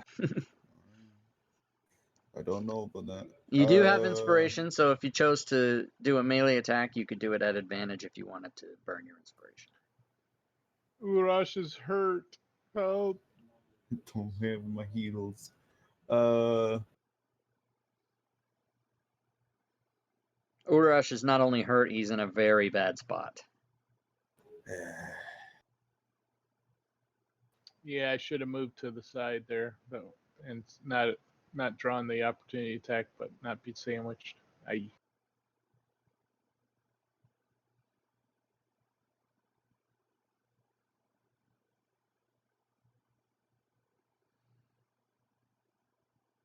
Okay, Shag.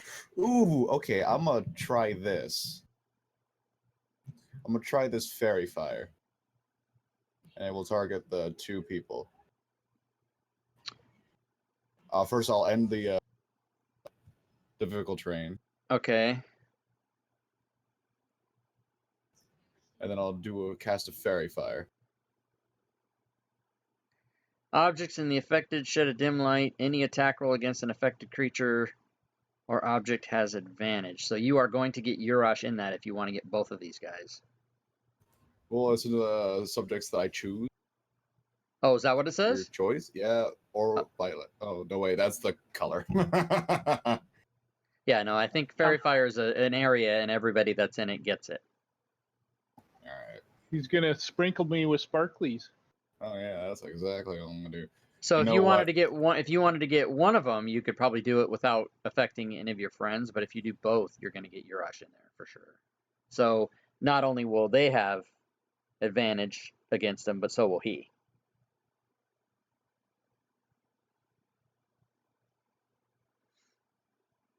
Although in his current position, that doesn't really matter because he has it anyway, unless he moves or unless they die or something. All right, you know what I could do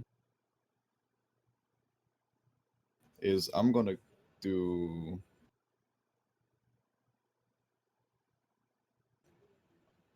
What?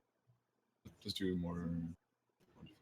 All right. Well, I'm gonna cast Thorn Whip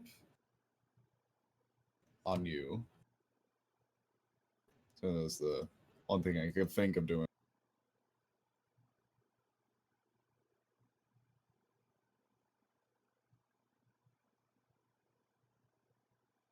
Okay, you cast Thorn Whip on the bandit captain and you hit. All right. And you do 1 damage. No, is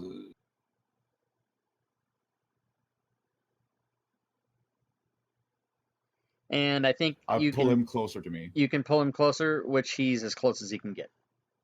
Yeah. That's why I kind of wanted to back up a little bit just to get him out of there. Yeah, but you can't move him any closer to you than he is already. Yeah. So 1 damage. Take that as Right. I silently apologize to Urash for not being able to do anything.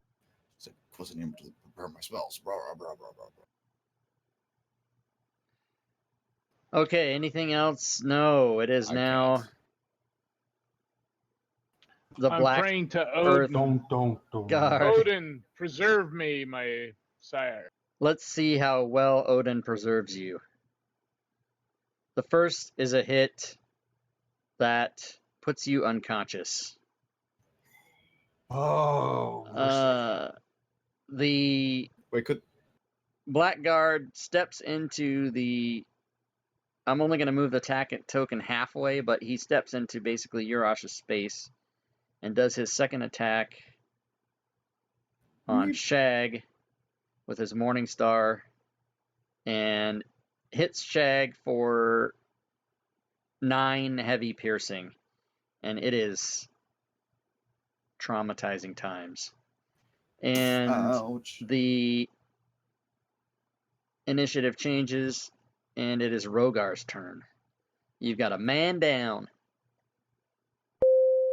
Rogar uses it. Oh, stand by. A ding in my ear from the chat again. Somebody has issued a great heal, which is a lot. Hold on. Woo! You guys are being saved by the Being saved by the Watchers. We call them the saved by Watchers. the Watchers. Who watches the Watchers, though? This was Yeah, Gwydion. Gwydion has first one was Eraser Text. This one is Gwydion, and he has given a great heal, which I believe is equivalent to a greater healing potion. Let me double check the dice on that. If I can somehow. There's find- your Odin now. Showing mercy Yeah, on Odin. our Odin little has come party. down, and that is 4d4 plus 4. So you can put a plus 4 in the Woo! modifier, and you can roll your own 4d4, and we will apply the hit points to you.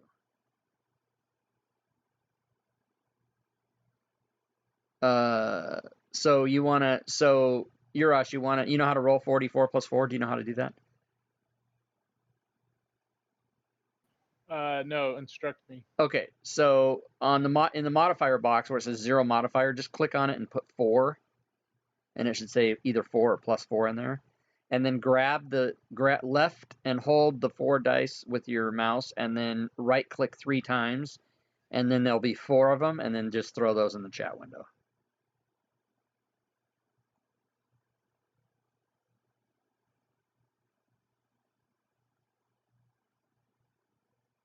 What? You want me to go through it again? Why is that effect there? What effect? What are you talking about? Well, it says effect prone to Euros by Rogar in the screen. I don't know how that happened. Because he's prone. He's unconscious. Oh, okay, my bad. So And okay, I put it's just it's your, it says by Rogar because it's your turn, and I just applied it to him. I thought I might accidentally hit him. No, you're fine. Because all right. So yeah, go ahead. I put +4 in the modifier box, and then Okay. I pick up 4 of the 4d4s. Yeah, you basically you left click and hold the D4, and then as you're holding it, you right click 3 times and it'll add that. Then you'll see 4 of them instead of just 1, and then you throw them all in the chat window at the same time. There you go. 44 plus 4, 17. So Urash has cured himself and is only wounded. He's got 17 back. And another ding appears in the... God, we might have to hold on another second while I get a ding in my ear whenever somebody in the chat does something. What has happened? Let's find out. Heal. Starman 314 has given a regular heal to Shag. Shag, you may roll 2d4 plus 2.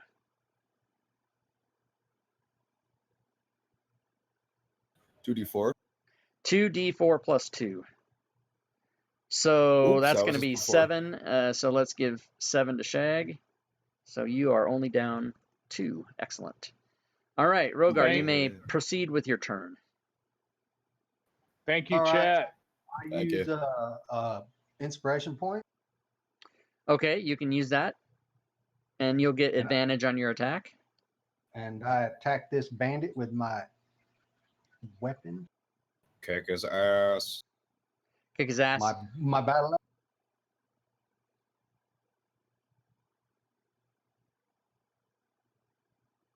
Oh, and it's a crit. Yes. Oh, man. Okay, Kick his so ass. roll your damage.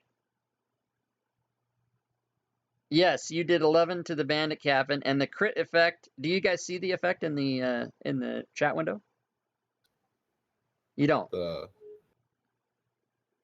You don't see where it says critical hit effect. You guys don't see that, right? I see. Type slashing, blah blah blah. No. But you guys don't see GM table critical hit effect 18 effect earthquake. You don't see that. No. We do not know. Okay, good. So the effect is an earthquake. So what happens is an earthquake happens, and this is how I do earthquakes. 8 is going to be against that wall. So this black earth guard gets kind of slammed backwards and back into the room that he is back there, and he is going to take 5 damage from being slammed into the wall. Mostly slammed into the wall. So let's see. That was Black Earth Guard. He takes 5 damage and ends up where he is. Next How do you person. get slammed? He got slammed. Ow. Next person is going to be Urash, who is going to go. Let's see. 1, 2, 3, 4, 5, 6. Wait. 1, 2, 3, 4, 5, 6, 7. He goes sideways. He remains prone but does not take any damage. I want my opportunity attack when that guy got bumped away. You do not get opportunity attacks from people who move not against their, or who don't use their movement. If you're force moved or moved against your will, that does not play into opportunity attacks. And this, by the way, happens all simultaneously, these moves. Okay, so this guy gets moved up. Let's do... You get moved to there, take no damage. And you get moved to there, take no damage. So that's how the earthquake ends up. And you guys, I need Rogar and Shag to do a acrobatics check, please. Hmm.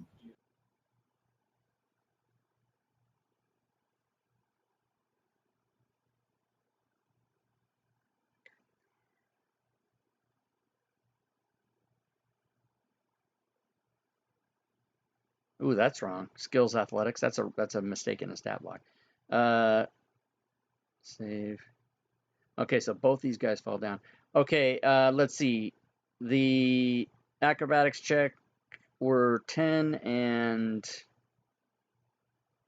Okay, so you guys do not fall prone. However, both of the enemies do. So that can be good for you. Get him, get him, get him. So that was a massive little tremor that happened and fucked up the enemies. Let me apply the prone effects to them. 1 second. Prone. Prone. Okay.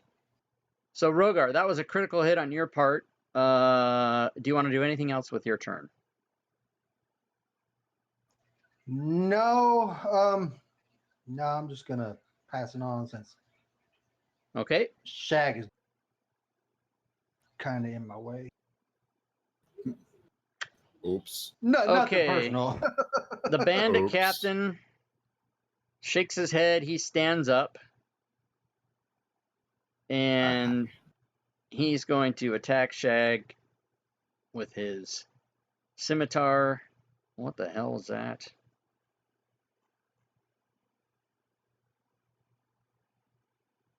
These guys are tough. Bandit captain scimitar hit. I guess he did it. Okay, so he hits Shag twice, Bye bye. and Shag goes down. Yeah, for And some reason I was targeted too, Urash. So I was at 15 before that attack. oh, okay, hold on. Yeah, that's why it rolled too many dice. So back up. I'm doing that whole thing over. Because that was wrong. So let me fix all that. So 15.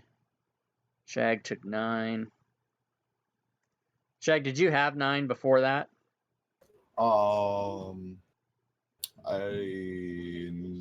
No, I had more than 9 because I remember my bar was green. Let's see. Shag took... Starman 1. Shag took 9, exceeding by 2, so you would have had 7. So you would have had 7 against you before that. And Urash had 15. Okay. Close enough. I'll give you guys the benefits of the lower number. Okay, so none of that happened. He's going to just do his attacks again. Because he had too many. So, did he miss? No, he hit anyway. Second scimitar also hit. And he does a dagger. Oh, but he misses with the dagger. So, Shag lives to fight another day. And it is Shag's turn. Oh boy. Disengage, and get out of there, dude. You can disengage, and if you do, you can move away without getting attacked. Or what I could do. Or Against 2 fully Or- healthy enemies. Well, if they're like grappled, do they get their attacks of opportunity? If they're grappled, Yeah, like with a the grappled character can still attack. Yes. Oh, yeah. Well then, no. I'm disengage. Okay. You can disengage and move away without getting attacked. And you go 25 feet to there. Yeah, I'm booking it. Okay. Anything else? There's something else I can do. I believe so. Okay. That would mean Urash, your turn is happening and you are prone. Where did So- earthquake come from? Jeez.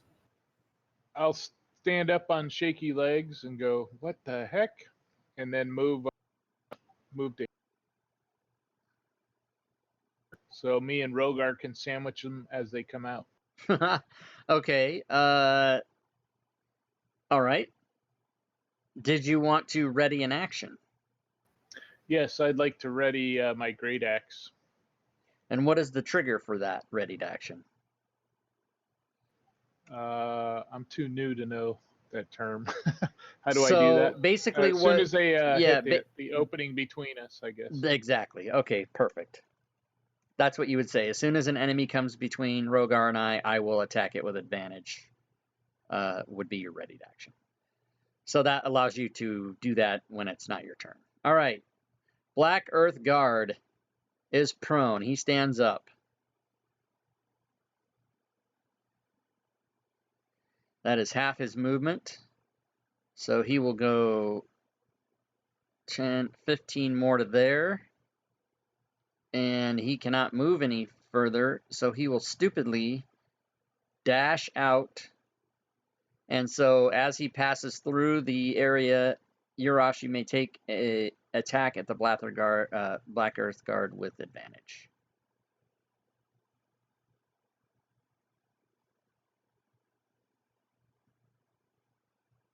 And you hit. And you do damage. Bada bing. Boom. You hit him mightily. And it is the top of round next, so we will shuffle the initiative. And it is Black Earth Guard. Eeny, meeny, miny. Who's he going to get? It's going to be Mo. Rogar. Morningstar. Critical hit. All right, let's just make sure I did that right. I attacked 2 people again. So I'm taking all that away. Pretend none of that happened, and I'm gonna do it the correct way this time. It's So pretended. no crit for you guys, you lucky bastards. Oh yeah, I'm just now noticing that prone. These guys are immune to prone.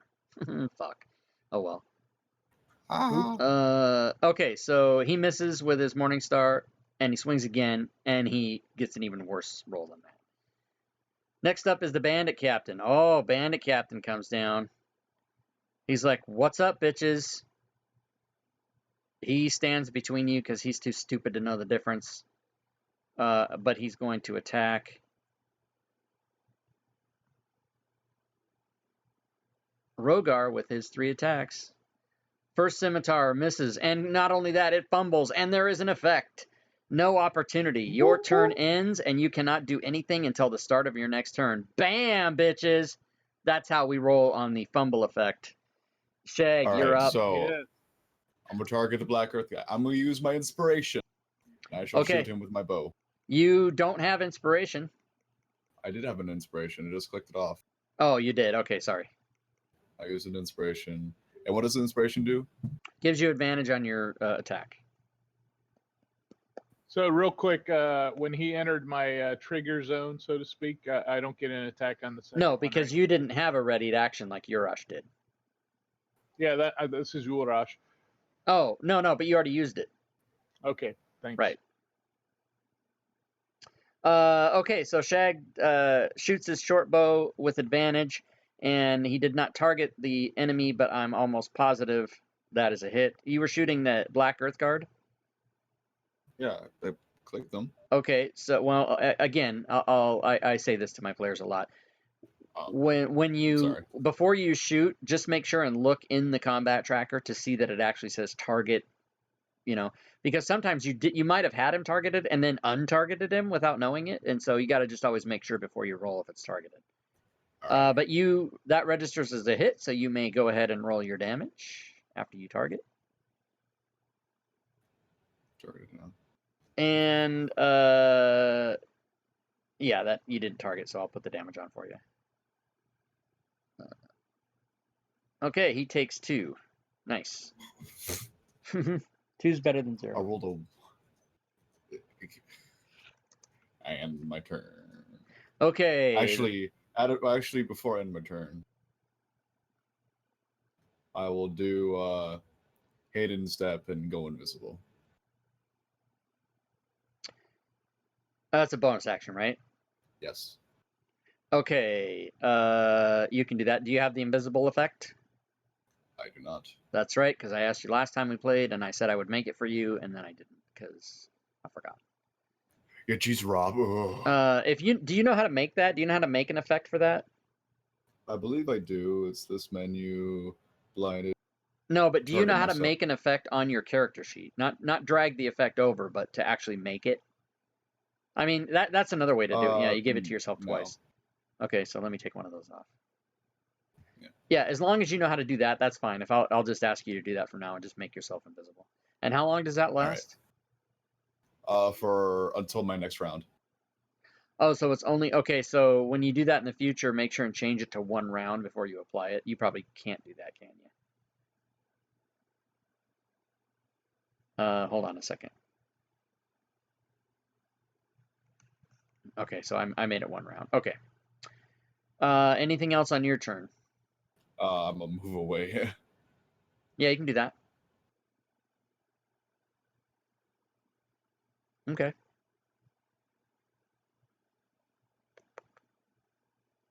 All right. Now I'm done. It is your rush. All right, I'm gonna go rage. Okay, you can do that. Bonus action rage. He flies into a rage. I don't. There it goes. Okay. Oh no, it didn't show up on the combat tracker. Should that show up? Yeah, let me just double check. I'm sure that should be applied as self. It is. Yeah, you should just hit the effect and it should go on the combat tracker for yourself. It is showing in the what is wrong? What is happening? Hold on.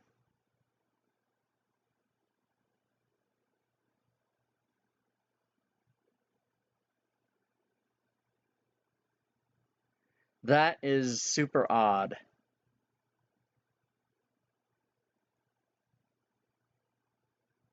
All right, stream. Hold on. Don't know why it wasn't working, but I went ahead and drug it over. So go ahead and click off one of your rages on your counter on your actions tab, and you should be good to go. I don't know why it wasn't working. We'll have to check into that. But you are raging. Can I do reckless attack as well? Yeah, that is. Hold on a second. So when you make your first attack on your turn, you can decide to attack recklessly. Doing so gives you, yes, that does not require any extra action. You can just decide to do it. So yes, absolutely. You can mark reckless attack as well.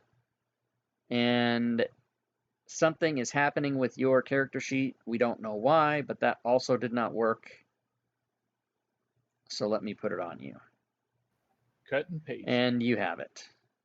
Thank you, sir. So and now I'm your attack will be at advantage. Well, actually, let me say something to you. Reckless attack only gives you advantage on your attack. So if you're attacking the bandit captain, you would already have advantage from Rogar. So it's a waste to do that because doing that also gives any attacker on you advantage. Unless you're attacking the Black Earth Guard, which you would not have flanking advantage on, but you would then get it. So do you understand what I mean? Yeah, I do. So yeah, we can remove reckless attack. I'm gonna hit the bandit captain. Okay, so yeah, you wouldn't need it, and therefore you don't want to give yourself a disadvantage, for other people against you.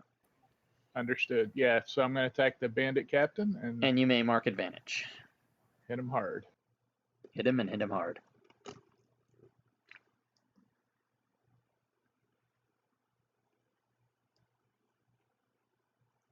And you swing and a miss. It doesn't work out this time. Oh well, they're standing there ready to get hit, so I'll move on. Okay, and Rogar, if you are in fact swinging at the bandit captain, you do have advantage. If you are swinging at the Black Earth Guard, you do not. I'm thinking I need to go at this Black Earth Guard and take him out because. Okay, if you would like just- to get advantage, you can use your inspiration for that, if you want. Doesn't he already get advantage? Oh, he's going for the black. Oh, Yeah, he's going for the other guy. because he's injured. Yes, I'm going to use my last inspiration for that. Okay, you can do that. Kick his ass, Rogar Dragonborn.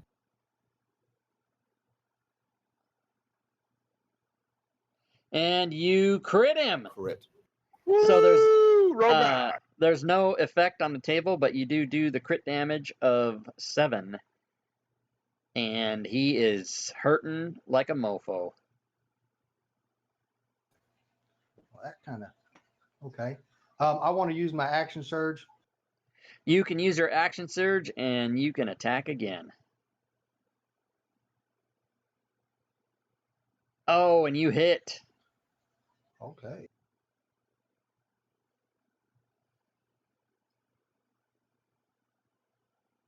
Rogar has put down the mighty Black Earth Guard. Boom. Nice action surge. All Good right. work, Rogar. Next round, it is Rogar again. You have advantage on the bandit captain.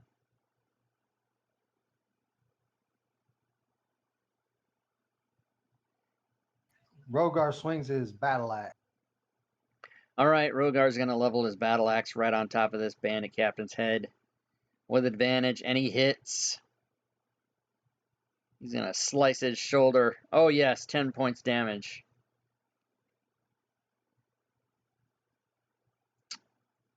Urash also has advantage. All right, I changed dice color so that Which after that absolutely last- does nothing except make people feel better.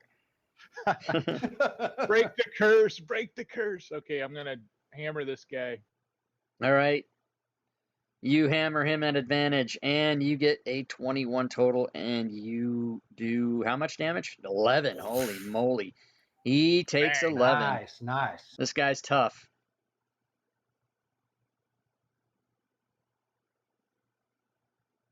Shag, Come on, Chad. Come get you some of this.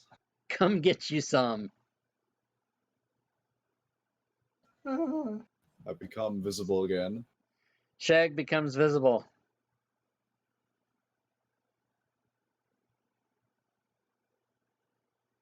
I'm gonna go this way. All right, you walk over. Seeing your two buddies have this bandit captain well flanked. Oh yeah, this would have been ugly without the I'll chat just, heels. Shoot a. Oh. What do you have cover? Or if I shoot it from here? Oh, if you shoot from there, yeah, just -2. I'll throw a bow down there. All right, you throw a bow down there, and that is a miss. Alrighty then. And I end my turn. All right, the bandit captain, in a mighty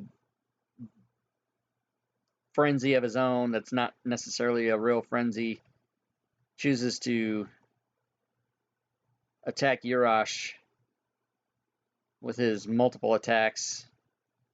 And on the first one, it's a hit. But Urash is raging, so he resists 4 into 2.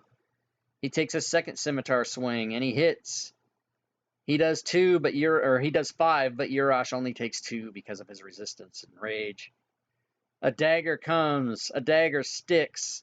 The dagger damages 5, but again, the resistant Urash only takes 2. He resists half of all these damages. And this bandit captain is flabbergasted and flustered and decides to shift position, but not run away. And it is Shag again. Oh, and somehow all of a sudden has a clean shot. Oh, hi there. Had the hair. Didn't notice you there. Why don't you come over here and show me a good time? All right. You Nice. did not target, but a 22 hits, I'm sure. I did target it. Yes. Again, if you think you've targeted, you guys have to just train yourselves to look at the combat tracker and see if it's targeted or not. Right, it says I'm targeting him now. Right. So now roll the damage. Why doesn't that apply? How are you rolling the damage precisely on your I'm screen? clicking the damage. I'm double clicking it. Yes, I do see that you in fact have him targeted. Let's just give him the damage. So he takes that. I wonder if I can only think that maybe this skin has some problem with it, because we weren't able to apply rage or reckless attack for the barbarian. I don't know. Well, okay, we'll keep an eye on how that works. But yeah, it appears you did it right and it just didn't work. So we gave him the damage. He took 7. And my turn. Urash, it is your turn. All right, I look at the bandit and I say, "Fell bandit, I will be digging through your footlocker shortly." He gives you a surprised look as he Not- dodges out of the way somehow. It'll be a little while, but Your great axe doesn't connect. Oh, but it's his turn. He has to try to hit one of you, and it's going to be Rogar. 3 attacks. First one misses. Second scimitar swing hits. Rogar takes a few points in damage and gets a dagger poked in his face as well, but that misses. And Rogar, it is your turn.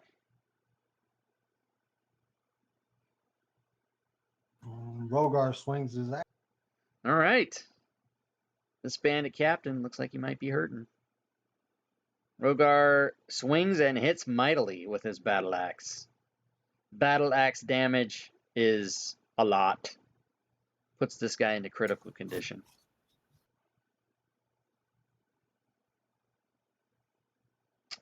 Anything else for Rogar? Oh, it's a new round. And it's Rogar's turn again. Well, Rogar does the same thing and hits him with his axe. You might kill him if you hit him. take him down, Rogar. No. It's a miss. Ah!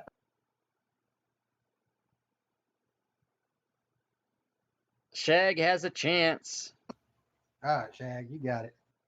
Steal the glory. Steal the glory. Target. Roll. You have targeted, you have rolled. I don't know what the problem is. But that is a miss. Is it? It was 14? Yeah, 14's a miss. This guy's pretty tough. He's pretty tough. Let me at him. I yell, "Go get him!" And I just saunter Do you want to saunter?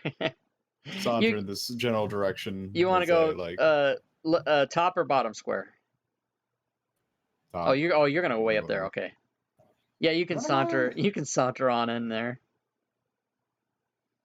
And then after the sauntering, Urash, you have a chance to take this guy out. Shag, search that room while you're there. I'm going to take this fellow out.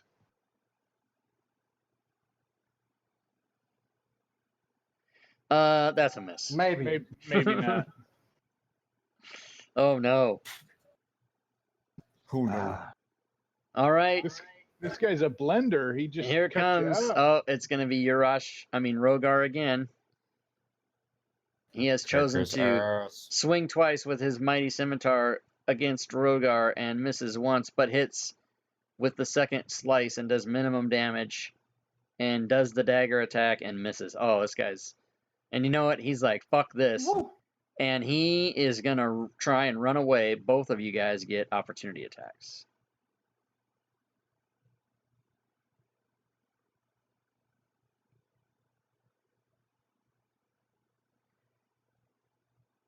Urash misses.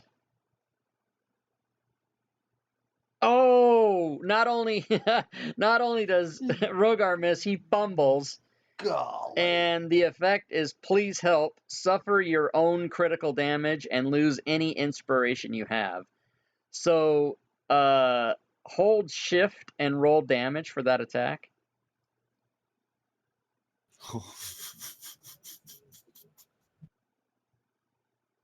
Uh, Well, Hello, okay, darkness, my old friend. that's my bad. So you did 9. Okay, so hold on a second. I've come to talk with you again. Urash yells, "Shag, shoot him as he goes by." I'll do one up. I'll grab his So corpse also. Rogar has terribly hurt himself. He has 3 hit points left. He has I attacked got himself. second wind though. And yeah, but you can only do that on your turn. Yeah, I know that. And this bandit captain managed to run, but he cannot go any further than he's gone because he did do an attack. So we will now go to the next round. Shuffle initiative. Oh, and it's Urash's turn. This guy's still there. I can get there. He gets over there. I drop the axe on him. Dropping an axe. And it is a hit. Welcome to heaven. And you welcome to hell. You killed that guy. For the moment, all things appear to be clear. You think that you've seen enemies from every place in here except for the priest who never came out. He's still in there. But apparently he did not, for some reason, hear anything and come rushing out, or he did hear something and still didn't come rushing out. So at the time, for the time being, you guys are out of combat. Guess let's grab the Well, stuff can I and use just go. can I use my second wind now since I'm out You of can time? use your second one now. Yes, absolutely. So you do take a nice second wind and get 11 points back. So you're breathing easier. Shag is very much on death's door with his 1 hit point. He's not on death's door, but he's going to be if he gets hurt. Let's take a look at the party. I'm Yeah, imagining today's adventurers were a druid, a fighter, and a barbarian. Ooh, no healer at the party today. So lucky chat was there to save you guys. That could have been not very good. Thanks Remember again, to chat. do spells. So, do you guys want to talk to or in any manner engage the priest? No. So before we do, if you guys I want to check these decide- bodies. Yeah, we check everything in all the other rooms besides the where the priest is. Okay, so when checking the other rooms, the bodies of these miners, well, they're not miners, but they were people occupying the mine, squatters, if you will. They all have the weapons that they fought with and their armor and various things. They don't really have treasure per se.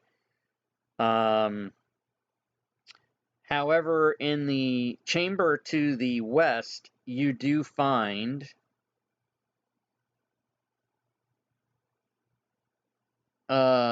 6 boxes of iron ore, and each box has 100 pounds of iron ore in it. Let's take the boxes and go. That's something.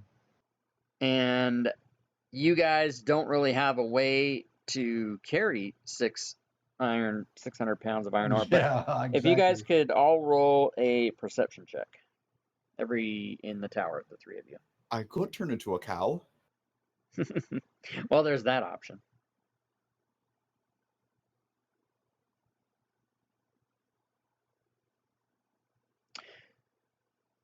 Okay, so Shag for sure is someone who would. First of all, you guys should have rolled those in the tower, but not in the. Sorry about that.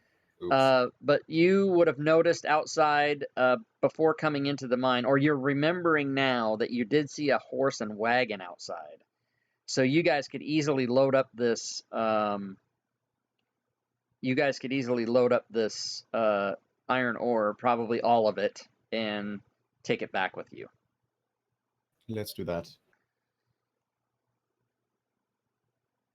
Sounds like a plan. Do we have a time to heal so we can maybe... You guys, if you wanted to, if you don't engage the priest, you probably won't see him. you guys could take a rest here if you wanted to do that. Let's do that.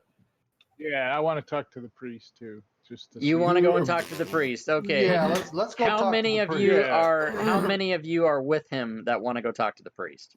I want to go talk to the priest. A, don't I split am- the party. But, Rogar wants to go to talk to the priest. okay, hold on. Have fun without me. I'm going to be out in the cart and sleeping. You go ahead and load the ore up then. I can barely lift my arms. Okay, so let me just do some bookkeeping here for you guys. 1 second. I just cough up so much blood. 1 hit point. 1 hit point. In medical terms, I have over all my organs popped, no bones left intact. Crap, I closed the map. God damn it, I keep doing that. Okay, here we go. So, okay, so hold on. Let me give you guys. I kind of Counter, look at Urash and tell him that counter. if this guy is hostile, he will get frozen. He hears my stomach growl a little bit. Before you Captain's do anything, I room, will just do this for you. master's And I go up room. to them. Shag will go up to them. Up to okay. Yeah, stand by, guys. I'm really not listening to you. I'm assuming you're talking to each other. But I need to do some DM bookkeeping stuff. So for the next, say, minute or two, I won't be listening to what you're saying. So you can talk amongst yourself. Okay. All right, so I'll just cast a resistances All on right, you so I got to guys. give these guys It's XP cantrip for all night. this. Did I Excellent. give Excellent. them? Which It did I And give? takes if you hear, I gave them the kitchen "Yeah!" and the cot Come room. in and Okay, help us. so that's those two. with a 1 hit point. Yeah, sure. And I'll do exactly that. And as I will step right. through the Okay, door, so I just just these- get blasted okay, by holy so fire. He's giving us a chance to heal. This one? So, before we go in. this one. Remember, we don't really have that much time. I thought he said that if we took a short rest to heal, Uh, the priest would more than likely not be there. Award. You know what? You're right. Did anybody Shag. go- We don't have much time. 13. Maybe we Oh, should just Urash skedaddle. Let's get out all of the ore. is level 3, Yep. so he needs to go to 2700. Sounded like the And GM was dissuading us from talking to the Rogar priest. needs to go to which is- 2700, and Shag. Oh, you needs want to go talk to the priest, 2700. do you? These guys don't keep track of their own. God damn. I have He to didn't do hear all that. the He's work. doing DM things over there. Yep. DM has to do all the work. Okay, It's so nothing. they don't have quite. They're about. Okay, guys, I'm back. So what's going on now? We've decided we're going to take the ore and do a Smokey and the Bandit and run it to the ore factory. The All right. smithy. Get Good. that ore factory? Good decision. So you are. You mean the smithy? You're gonna take the ore back to the guy, Yes. right? Yeah. Okay. Yeah, Yes. exactly. So you guys are able to do that. Awesome. You got your experience from all those fights, and you take back the ore to the smithy. On the way to the smithy, am I able to take a rest? You guys can take. You guys can take a short rest on the wagon ride. I don't regain. What do I regain from it You anyway? can. So what Well, you put guys my can mouth. do is hold on. Let me give you the short rest, and then you guys can throw hit dice. The amount you want. So you just on your character sheet on the main page, you just grab a hit die on the bottom there and throw it in the chat window, and it'll heal you the appropriate amount. And then if you want to do more than one, you can. The two of them. Yeah, that's good. That's good. Yes. That's fine with me. Now that I'm almost up to. Okay, so you guys are down to single digits. Everybody's thrown a hit die or two. As a matter of fact, Rogar and Urash threw all of them, and That's fine. Shag still has one. And for those of you that don't know, when you take a long rest, you get half of your hit dice back. So it might take 2 long rests to get that full amount. And then if you level up, you get hit dice added, obviously. Okay, so you guys make it back to the smithy. You have 600 pounds of gold. Not gold. Shit. Iron ore. Gold. Give me 600 pounds of gold. Oh, 600 pounds. Fuck it, we're keeping that. So you guys make it back Fuck all these there, quests. I'm fine with this. and the smithy tells you that he's absolutely thrilled with the amount you're able to bring him, and he pays you 600 gold. I thought that was like 500 per pound. It's like 1 gold per One pound. What gold was it? per pound. Yeah, you brought 600 pounds, you get 600 gold. How many crates were So there? Like 6. there were 6 whatever, times I'm fine. 100. Yeah. 600. All right. Yeah, I'm good. So you guys all get 203 gold and 1 copper. There was some leftover change in the. You guys had found like 9 gold on the guards or something once. Anyway, that's what you guys get. So you guys all each have 200. The smithy pays you. Bringing back. Once the guards are okay. Oh yeah. Let's go back to that. Odin Smithy. Okay, so you guys have done that. You went. Let's see. You went across the river. You talked to the cult guys. They said go find Chick in the idol. You did not join the cult. You went back to the town. You found Chick. You told him, "Hey, wait here. We'll come back and buy that idol." He said, "I'll give you till dawn." Then you went to the smithy. He sent you to the mine. You came back, and you killed a bunch of people and got 600 gold. What would you like to do now? Is it sun up yet, or? No, it's about. I kind of add time as we go. It's only about 9 o'clock, because you guys only went over there. You came, maybe an hour, came back, took a short rest. So you guys could take a long rest, and that would put it at 8 hours. Would put it at.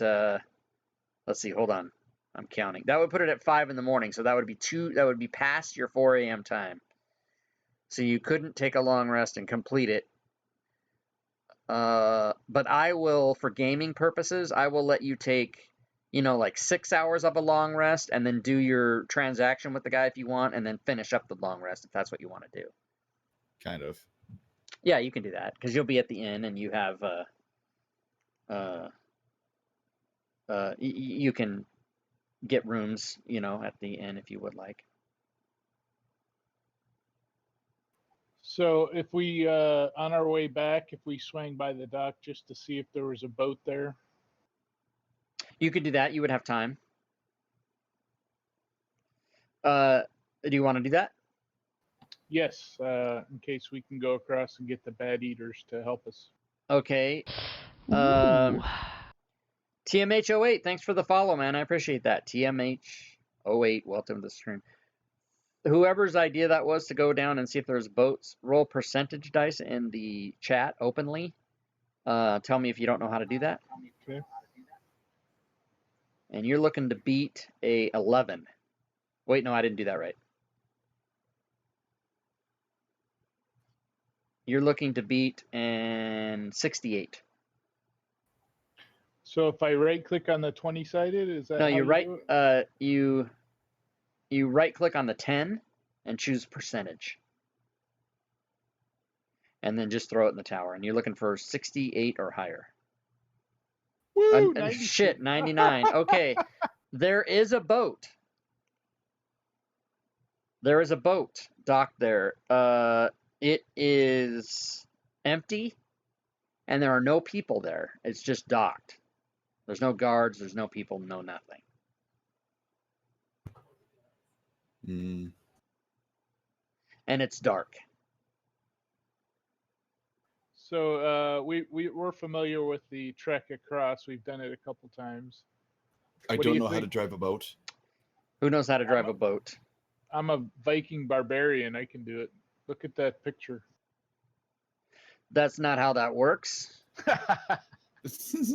Your picture does not give you any special skills in the game. I have a cute red nose. That means I have All a right. bonus on charisma, don't I?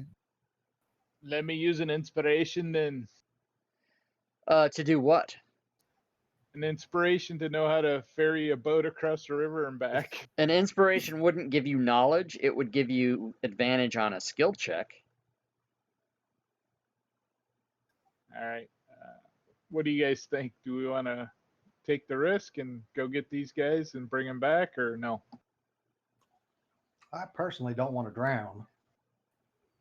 And I don't think we can take them at all, even if we get them. So I think we just like get the You idol. guys have, yeah. When you guys were over at the cult of the bat eaters, you didn't really have a sense of how many of them there were, but your sense that you did get was a lot. Like many. Well, if only I was able to do animal medicine. So you guys have a Players. pocket full of Trojans. Just kidding. You guys have a pocket full of money. You have a meeting, a tentative meeting with a guy at 4 a.m. or before. He said, "I'll give you until." You could go now. Let's go You, talk to him now then. you know where his room is. If your Yeah, if let's your go do that intention is now. to, okay, if you guys want to go there, okay. So Yep. you go and yeah, because it's only he's probably not asleep. I mean, I'm sure if you show up with money, he's not gonna be mad.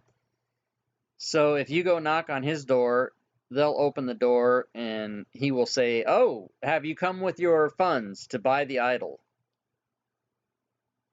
Yes, we have. Let's see it.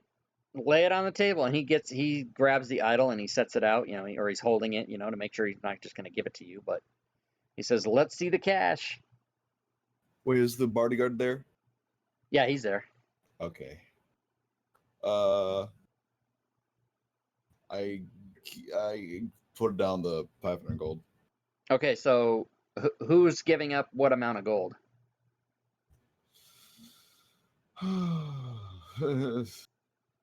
You can take it evenly from the party. Yeah. Okay, so with Fantasy Grounds, you guys have to do that. So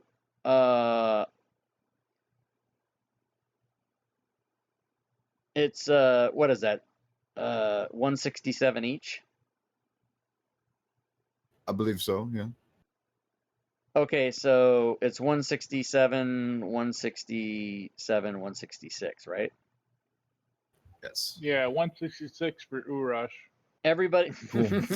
everybody roll a d20 in the chat window, please.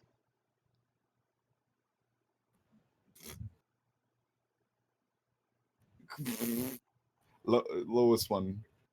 So the Urash got the 11. So yes, it is in fact 166 for Urash. Hooray, Urash. So you guys just need to take the 255 you have and subtract 166 or 167. Not 255 or whatever it is you have, 213. Yeah, so on your character sheet, you go to the inventory tab.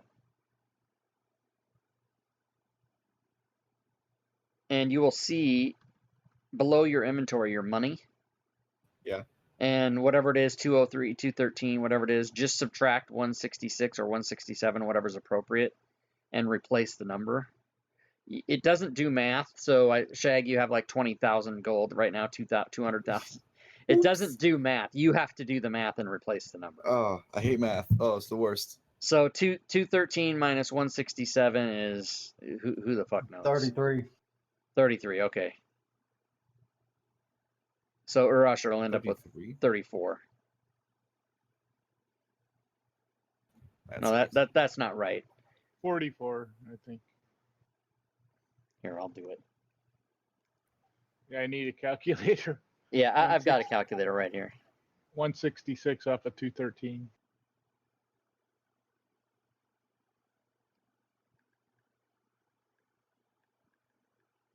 So if you I had only had 203 gold pieces. Right, because Urash had 10 more. So Urash ends up with 47. You guys all end up with 33.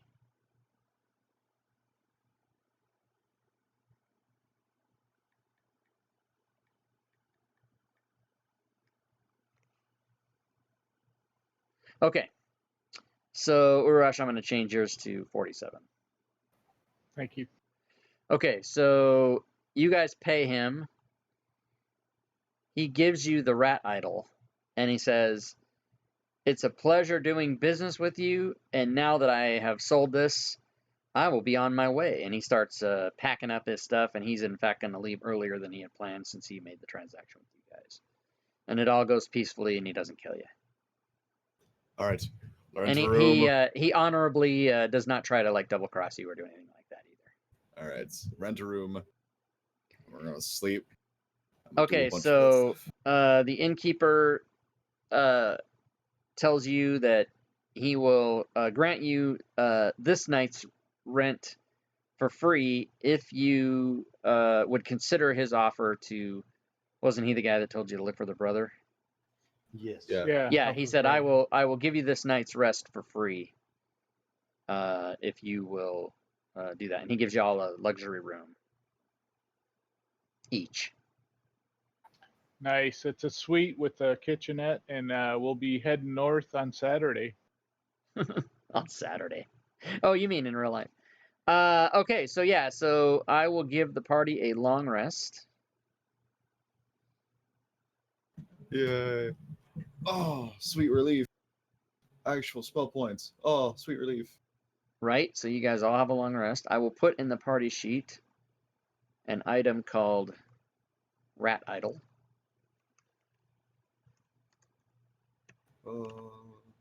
So that the party has that. Should any of you adventurers not make it to the next game, you will still be a member of the first group until we come up with a better name for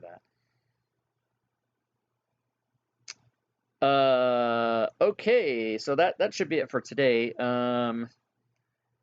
Any questions?